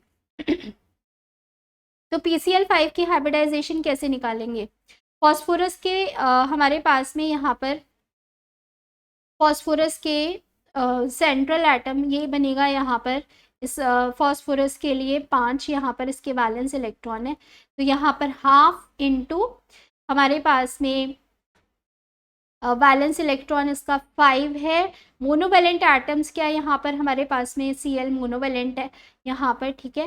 तो ये भी हमारे पास में टोटल 5 मोनोवैलेंट एटम्स यहाँ पर भी प्रेजेंट हैं, ठीक है। माइनस चार्ज ऑन केटायन कुछ नहीं है और एनायन भी यहाँ पर कुछ नहीं है। तो 10 divided by 2 is equal to 5 का मतलब S का 1, P के 3 और D का 1, टोटल 5 ऐसे ऑर्बिटल्स बनेंगे, 1 s का, 3 p के और 1 d का, ठीक है, टोटल 5। तो ये थी sp3d। sp3d trigonal bi pyramidal आपके पास में जो ज्योमेट्री हमने लुईस स्ट्रक्चर्स बनाते हुए देखी थी बच्चों, ठीक है। जो आपने लुईस स्ट्रक्चर्स जब बनाए थे तो वहाँ पर देखी थी ये वाली सभी मॉलिक्यूल्स की ज्योमेट्री, ठीक है। तो ज्योमेट्री तो वही रहने वाली है हमारे पास में, वो तो यहाँ पर भी वैसे ही रहने वाली है। हाइब्रिडाइजेशन आप कैलकुलेट कर सकते हो अलग अलग मॉलिक्यूल्स के लिए, ठीक है। तो यहाँ पर आपके पास में ये ट्रायगोनल बाई पिरामिडल PCl5 के लिए ट्रायगोनल बाई पिरामिडल इसकी ज्योमेट्री हो गई। और हमारे पास में यहाँ पर SF4 मॉलिक्यूल है, वहाँ पर कैसे कैलकुलेट करेंगे, सेम मेथड लगाओ, ट्रिक लगाओ, फॉर्मूला लगाओ और आपकी सेम हाइब्रिडाइजेशन उसी तरीके से कैलकुलेट हो जाएगी।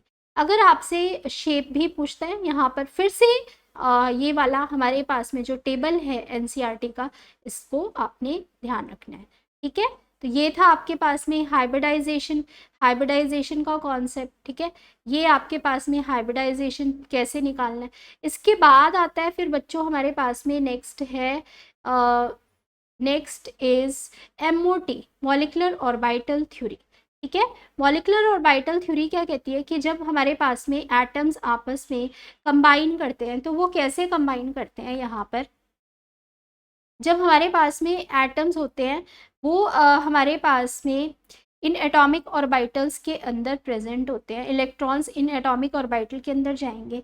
मान लो कि हमने यहाँ पर इलेक्ट्रॉन्स की फिलिंग करनी है नाइट्रोजन मॉलिक्यूल के लिए। जो हमने डायग्राम बनाया हुआ है ये नाइट्रोजन मॉलिक्यूल के लिए बनाया हुआ है। नाइट्रोजन का एक एटम लिया, दूसरा एटम नाइट्रोजन मॉलिक्यूल का लिया, नाइट्रोजन का मॉलिक्यूल इसमें बनाया, टोटल 14 इलेक्ट्रॉन्स यहाँ पर रखने हैं।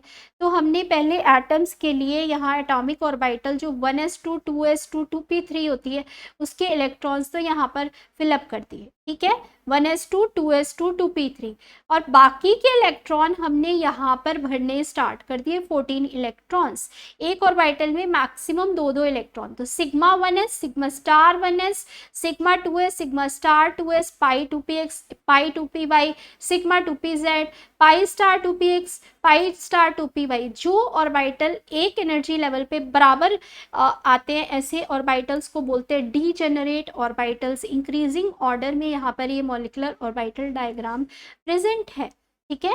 इन्हीं के अंदर हमें यहाँ पर क्या करना है, इलेक्ट्रॉन्स की फिलिंग करनी है। नाइट्रोजन मॉलिक्यूल के लिए हमने यहाँ पर इस पूरे सीक्वेंस को देखो इस तरीके से बनाकर लिख दिया यहाँ पर, ठीक है। ये हमने यहाँ पर नाइट्रोजन मॉलिक्यूल का सीक्वेंस लिख दिया। इसके अंदर क्या हम इलेक्ट्रॉन्स को 14 इलेक्ट्रॉन्स को भर के अब इसका bond order, bond energy, stability, magnetic behaviour ये सब कैलकुलेट कर सकते हैं। तो देखो यहाँ पर 14 इलेक्ट्रॉन्स हमें यहाँ पर भरने थे, 2 4 6 8, यहाँ पर पहले एक एक इलेक्ट्रॉन, फिर हमारे पास में डबलिंग होती है। कौन सा लगा यहाँ पर, हंट्स रूल। तो ये आपके पास में यहाँ पर टोटल इलेक्ट्रॉन कितना चला गया है, ये 4 6 8 10 12 और यहाँ पर 2 14 इलेक्ट्रॉन सिग्मा 2pz तक, ठीक है। इसके बाद फॉर्मूला लगा दो यहाँ पर बॉन्ड ऑर्डर कैलकुलेट करने के लिए, half into bonding electrons minus anti bonding electrons, ठीक है। Half into bonding electrons minus anti bonding electron. Bonding के इलेक्ट्रॉन हमारे पास में जो बिना स्टार के हैं वो है, तो हम यहाँ पर वैल्यू रख देते हैं, कितनी है, 2 4 6 8 10, ठीक है। और हमारे पास में यहाँ पर ये वैल्यू कितनी आ रही है, जो स्टार वाले हैं हमारे पास में कितने ऑर्बिटल हैं, टोटल 4 इलेक्ट्रॉन्स इसमें हुए और कोई स्टार वाला आया ही नहीं जिसमें, तो ये 10 - 4 6 डिवाइडेड बाय 2 3, यानी नाइट्रोजन के अंदर प्रेजेंट होता है ट्रिपल बॉन्ड। इसकी बॉन्ड ऑर्डर यहाँ पर वैल्यू हो गई 3, स्टेबल है, मल्टीपल बॉन्ड फॉर्मेशन हो रहा है। यहाँ पर ये डायामैग्नेटिक मॉलिक्यूल होगा क्योंकि इसके अंदर सारे इलेक्ट्रॉन्स पेयर्ड अप हैं, ठीक है। और इसकी स्टेबिलिटी यहाँ पर ज़्यादा होगी क्योंकि जितना ज़्यादा बॉन्ड ऑर्डर होता है, bond order is directly proportional to bond energy, ठीक है। तो यहाँ पर bond energy is directly proportional to bond order, और bond order is inversely proportional to bond length. ये रिलेशनशिप आपको ध्यान रखने पड़ेंगे, जितना ज़्यादा बॉन्ड ऑर्डर होगा उतना ही मजबूत होगा, उतना ही तोड़ने में ज़्यादा एनर्जी लगेगी, बॉन्ड लेंथ कम हो जाएगी। डायामैग्नेटिक क्या है, बॉन्ड ऑर्डर क्या है। ऑक्सीजन मॉलिक्यूल के अंदर यहाँ पर देखो नेक्स्ट अगर हमें कैलकुलेट करना है तो एक ऑर्डर यहाँ पर हमारे पास में थोड़ा सा चेंज हो जाता है, एनर्जी लेवल्स अपने यहाँ पर थोड़े से एक्सचेंज कर लेते हैं एनर्जी को, ठीक है। कैसे, यहाँ पर ये देखो इसके अंदर आपके पास में नाइट्रोजन को देखें अगर, तो नाइट्रोजन के अंदर हमारे पास में यहाँ पर पहले पाई 2px पाई 2py और फिर सिग्मा 2pz था, ठीक है। ये समझ में आ रहा है यहाँ पर, लेकिन हमारे पास में ये जो सिग्मा 2pz था ये ऑक्सीजन के केस में पहले चला गया और पाई 2px वाले बाद में चले गए। बाकी और कोई फर्क नहीं है। ये समझ में आ गया, यहाँ पर थोड़ा सा शिफ्ट हुआ इलेक्ट्रॉन्स। तो O2 का यहाँ पर हमारे पास में MO molecular orbital energy diagram बन गया। ये अपनी एनर्जी को इसलिए एक्सचेंज कर लेते हैं क्योंकि इनकी एनर्जी बहुत ज़्यादा एक जैसी सिमिलर एनर्जी हो जाती है O2 तक जाते हुए। ठीक है, तो O2 या उससे ऊपर के मॉलिक्यूल जिनमें इलेक्ट्रॉन्स उससे ज़्यादा आ रहे हैं, 16 से ज़्यादा आ रहे हैं, वो ये वाला बॉन्ड ऑर्डर को फॉलो करेंगे। नाइट्रोजन तक के होमो एटॉमिक हो या हेटेरो एटॉमिक हो, ठीक है, वो हमारे पास में ये वाला नाइट्रोजन तक का ये वाला बॉन्ड एमओ का ऑर्डर फॉलो करेंगे। ठीक है, तो यहाँ पर आपके पास में अब देखो क्वेश्चन बनते कैसे, इससे आपके पास में यहाँ पर क्वेश्चन बनेंगे कैसे। ठीक है, रिलेटिव स्टेबिलिटी, बॉन्ड एनर्जी और बॉन्ड लेंथ के क्वेश्चन आपके पास में ज़्यादातर बनते कैसे हैं। तो ये आपके पास देखो कैसे क्वेश्चन यहाँ पर बनेगा। इसमें मान लो कि आपको देता है यहाँ पर बॉन्ड ऑर्डर कैलकुलेट करो O2 प्लस के लिए। O2 के लिए अगर हम यहाँ पर बॉन्ड ऑर्डर की वैल्यू को कैलकुलेट करें तो हमारे पास में क्या होगी यहाँ पर O2 के लिए। ये टोटल हमारे पास में यहाँ पर 16 इलेक्ट्रॉन है। ठीक है, 16 इलेक्ट्रॉन को इसमें भरो, यही वाला फॉर्मूला लगाओ, bond order is equal to half into bonding electron minus anti bonding. यहाँ पर हमारे पास में बॉन्ड ऑर्डर की वैल्यू क्या कैलकुलेट करके आएगी 2। यहाँ पर बॉन्ड ऑर्डर की वैल्यू क्या आएगी हमारे पास में 2, 16 इलेक्ट्रॉन के लिए 2। ठीक है, अब इसके अंदर आपके पास में हमने यहाँ पर 16 इलेक्ट्रॉन्स भर दिए। ये देखो 2, 4, 6, 8, 10, 12, 14 और यहाँ पर एक एक इलेक्ट्रॉन। तो ये हमारे पास में मॉलिक्यूल कैसा हो गया, पैरामैग्नेटिक के साथ साथ यहाँ पर हमारे पास में इसका बॉन्ड ऑर्डर की वैल्यू कितनी आएगी, half into bonding electron minus anti bonding electron. ये यहाँ पर जितना बॉन्डिंग का एंटी बॉन्डिंग का माइनस करके बॉन्ड ऑर्डर कितना आ रहा है 2, कैलकुलेट करके देख लो। तो बॉन्ड ऑर्डर हमारे पास में अगर 2 आ रहा है, मान लो कि हमें यहाँ से एक इलेक्ट्रॉन को बाहर निकालना है। ठीक है, तो O2 प्लस आयन बनाना है यहाँ पर। ये समझ में आ गया बॉन्ड ऑर्डर 2 कैसे आया। बॉन्डिंग के इलेक्ट्रॉन हमारे पास में बिना स्टार वाले हैं, तो ये आपके पास में 2, 4, 6, 8, 10 इलेक्ट्रॉन। ठीक है, यहाँ पर आपके पास में 10 एंटी बॉन्डिंग के अंदर हमारे पास में 2 और 4 और ये 5 और 6। ठीक है, तो ये आपके पास में 4 डिवाइडेड बाई 2, 2 बॉन्ड ऑर्डर जो आ रहा है। अगर हमने एक इलेक्ट्रॉन को यहाँ से बाहर निकाल लिया तो अभी बॉन्ड ऑर्डर की वैल्यू क्या हो जाएगी हमारे पास में, निकाला कहाँ से है, एंटी बॉन्डिंग से निकाला है। एंटी बॉन्डिंग से एक इलेक्ट्रॉन निकाला है तो यहाँ से एक माइनस कर दो, 10 minus 5, 5 divided by 2, 2.5। Anti bonding से निकालने के बाद बॉन्ड ऑर्डर कितना आ गया 2.5। बात समझ में आ रही है। ठीक है, अगर O2 नेगेटिव है, एक इलेक्ट्रॉन और ऐड करना है तो वो किस में जाएगा हमारे पास में, इसके अंदर जाएगा, यहाँ पर पाई स्टार 2px में जाएगा एक इलेक्ट्रॉन। तो यहाँ पर एक इलेक्ट्रॉन और ऐड कर दो बॉन्डिंग के अंदर, तो यहाँ पर आपके पास में क्या हो जाएगा, ये बॉन्डिंग वाला इलेक्ट्रॉन हमारे पास में कितना हो जाएगा, अब टोटल बॉन्डिंग का इलेक्ट्रॉन हमारे पास में कितना हो जाएगा। तो ये आपने कैलकुलेट करना है यहाँ पर एंटी बॉन्डिंग के और बॉन्डिंग के इलेक्ट्रॉन्स हमारे पास में कितने कितने यहाँ पर। एंटी बॉन्डिंग में अगर आपने एक यहाँ पर बढ़ाया है इलेक्ट्रॉन तो आप यहाँ पर यहाँ एंटी बॉन्डिंग में एक इलेक्ट्रॉन को इंक्रीज कर दो, 10 माइनस 7, 3 डिवाइडेड बाई 2, 1.5।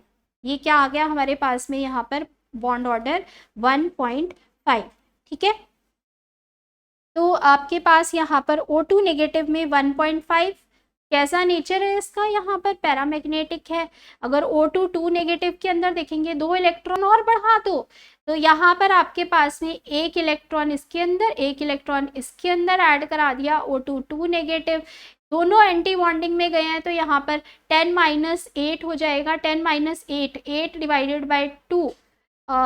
ठीक है, 10 माइनस 8 तो सॉरी 10 माइनस 8 आपके पास में कितना हो गया यहाँ पर 2। तो यहाँ पर आपके पास में 2 को 2 से डिवाइड करेंगे 1, कितना आ गया O2 2 नेगेटिव का बॉन्ड ऑर्डर 1। तो बॉन्ड ऑर्डर की वैल्यू ऐसे आपने कैलकुलेट करनी होती है, और इनके बीच का relationship, bond energy, bond order, bond stability, magnetic behaviour कैसे वेरी करता है वो हमने डिस्कस कर लिया। सेम तरीका N2 N2 plus N2 negative और N2 2 नेगेटिव के लिए भी अप्लाई कर सकते हो। अभी आते हैं हमारे पास में हेटेरो एटॉमिक मॉलिक्यूल्स। ठीक है, हम यहाँ पर कुछ हेटेरो एटॉमिक मॉलिक्यूल्स का बॉन्ड ऑर्डर भी कैलकुलेट करके देख लेते हैं। ठीक है, जैसे कि मान लो हमारे पास में हेटेरो एटॉमिक मॉलिक्यूल के अंदर मॉलिक्यूल दे रखा है यहाँ पर NO। ठीक है, NO के अंदर आपके पास में यहाँ पर टोटल नंबर ऑफ इलेक्ट्रॉन्स कितने हुए, 7 प्लस 6, सॉरी हमारे को यहाँ पर टोटल इलेक्ट्रॉन्स लेने थे, तो ये आपके पास में 7 प्लस 8 15 इलेक्ट्रॉन्स हो गए। तो ये वाला बॉन्ड ऑर्डर यहाँ पर जो इलेक्ट्रॉनिक कन्फिग्रेशन है MO की, कौन सी फॉलो करेगा, ऑक्सीजन के जैसी। 15 इलेक्ट्रॉन सिस्टम के लिए 15 वाला आपके पास में ये था। ठीक है, 16 के बाद 15 O2 प्लस वाला 2.5 हमारे पास में NO का बॉन्ड ऑर्डर हो जाएगा। बात समझ में आ रही है? कैलकुलेट करके देख लो, कैलकुलेट करके देख लो, आपको क्लियर हो जाएगा यहाँ पर। ठीक है, तो जब हमारे पास में हेटेरो एटॉमिक मॉलिक्यूल आ जाते हैं तो उनका बॉन्ड ऑर्डर कैसे कैलकुलेट करते हैं कि हमारे पास वहाँ पर टोटल नंबर ऑफ इलेक्ट्रॉन्स जो है वो अगर नाइट्रोजन तक जा रहे हैं, 14 तक हैं, अगर 14 इलेक्ट्रॉन्स तक है तब तो हेटेरो एटॉमिक मॉलिक्यूल में नाइट्रोजन का बॉन्ड ऑर्डर।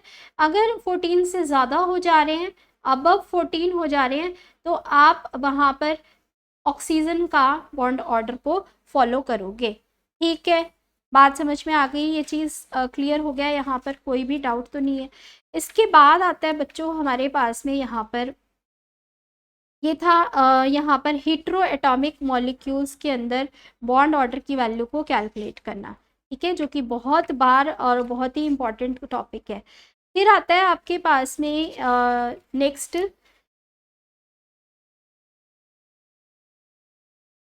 नेक्स्ट जो है हमारा टॉपिक यहाँ पर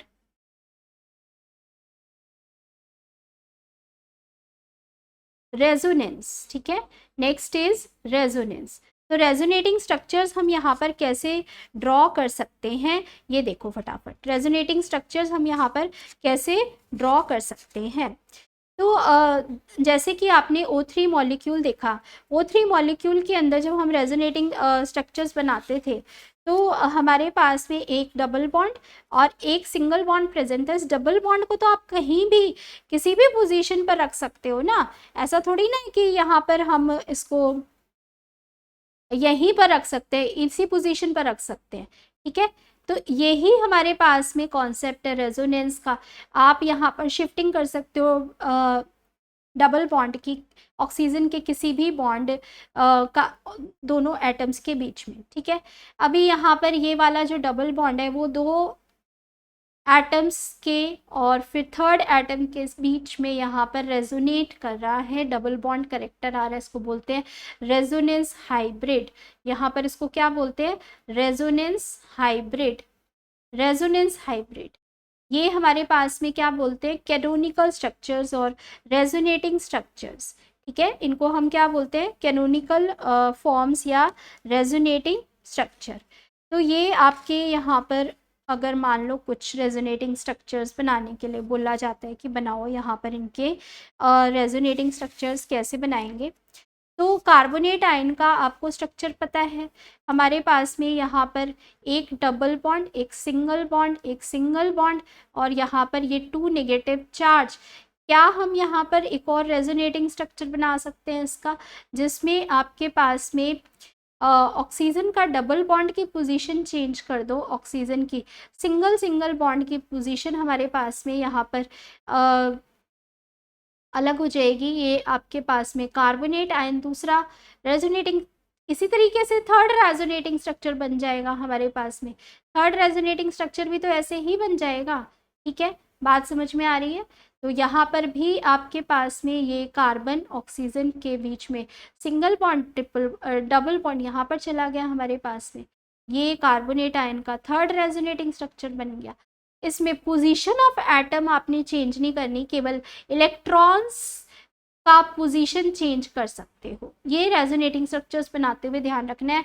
टोटल नंबर ऑफ इलेक्ट्रॉन्स को चेंज नहीं करना, जो है वही रहेंगे। पोजीशन ऑफ एटम को चेंज नहीं करना, केवल पाई बॉन्ड का मूवमेंट आप कर सकते हो, सिग्मा बॉन्ड को वहां से मूव नहीं करना है। ठीक है, बात समझ में आ गई। तो ये आपके बनते हैं यहाँ पर डिफरेंट रेजोनेटिंग स्ट्रक्चर्स। कोई भी मॉलिक्यूल आप लो और उसके रेजोनेटिंग स्ट्रक्चर्स इसी तरीके से आप यहाँ पर बना सकते हो। ठीक है, अब मान लो कि यहाँ पर हमारे को ये मॉलिक्यूल दे रखा है SO3। तो SO3 मॉलिक्यूल के लिए कैसे रेजोनेटिंग स्ट्रक्चर्स बनाएंगे?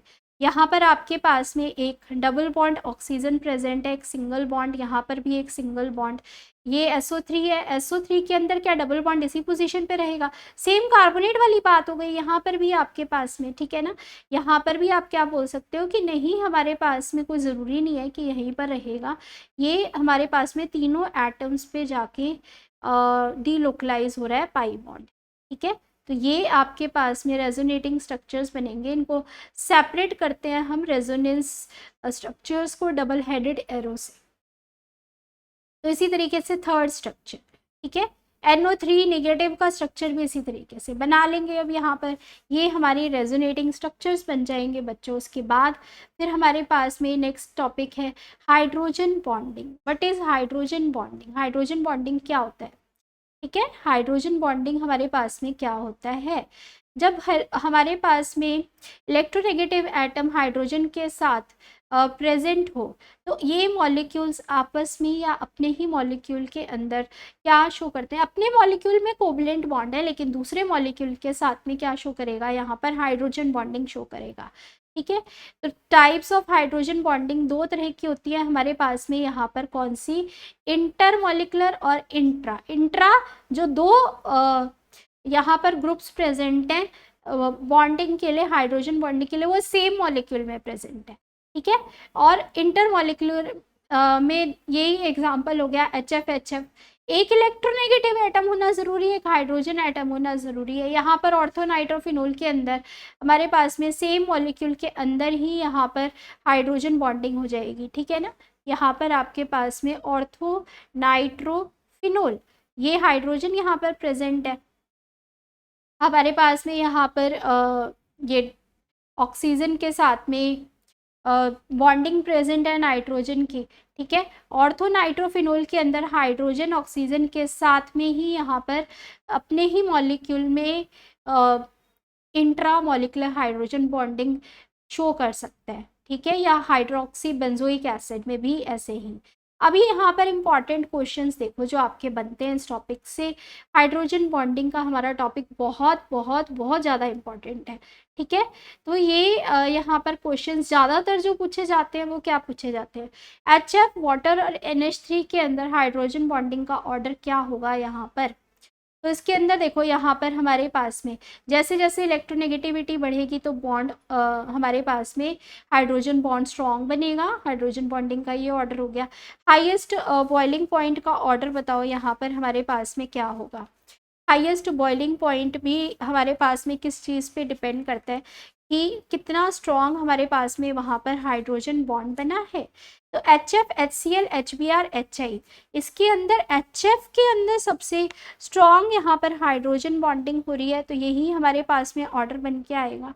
ठीक है, हमारे पास में इनमें हाईएस्ट जो बॉइलिंग पॉइंट होगा किसका होगा? HF का, फिर HCl, फिर HBr, फिर HI।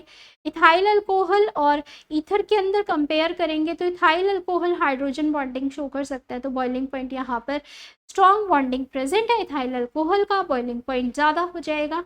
और अगर यहाँ पर कंपेयर करोगे आप कुछ क्वेश्चंस जैसे कि सॉल्युबिलिटी के क्वेश्चंस होते हैं, इथाइल अल्कोहल को वाटर में डिसॉल्व करना है। क्यों ये इथाइल अल्कोहल वाटर में डिसॉल्व हो जाता है? क्योंकि ये हाइड्रोजन बॉन्ड बना सकता है, इसीलिए। C2H5OH जो है वो वाटर के साथ में हाइड्रोजन बॉन्ड बना सकता है। अमोनिया जो है वो वाटर के साथ में हाइड्रोजन बॉन्ड बना सकता है। ठीक है, तो ये वाटर में डिसॉल्व होंगे, इनकी वाटर में सॉल्युबिलिटी होगी। आइस वाटर में क्यों फ्लोट करती है? आइस वाटर में क्यों फ्लोट करती है, इसका क्या रीजन होगा यहाँ पर? तो आइस वाटर में क्यों फ्लोट करती है? क्योंकि आइस के अंदर हमारे पास में क्या आ जाती है, आइस के अंदर हमारे पास केज लाइक स्ट्रक्चर जो आइस का प्रेजेंट होता है, आइस में केज लाइक स्ट्रक्चर की वजह से गैप क्रिएट हो जाते हैं केज में, जिससे कि उसकी डेंसिटी जो है आइस की कम हो जाती है। लेस डेंसिटी के कारण वो फ्लोट करने लगता है वाटर पे। ठीक है, तो ये कुछ इम्पॉर्टेंट क्वेश्चंस थे आपके यहाँ पर रिलेटेड टू हाइड्रोजन बॉन्डिंग, जो आपका केमिकल बॉन्डिंग का यहाँ पर था लास्ट टॉपिक। ठीक है, तो इस तरह से हमने यहाँ पर पूरा केमिकल बॉन्डिंग का चैप्टर विद एनसीईआरटी क्वेश्चंस हमने यहाँ पर क्या क्या पढ़ लिया है। एनसीईआरटी के पूरा कंप्लीट टॉपिक्स विद पीवाईक्यूज और कॉन्सेप्ट हमने यहाँ पर टोटल मिला के केमिकल बॉन्डिंग आपका पूरा कंप्लीट किया है। ठीक है, ओके, थैंक यू।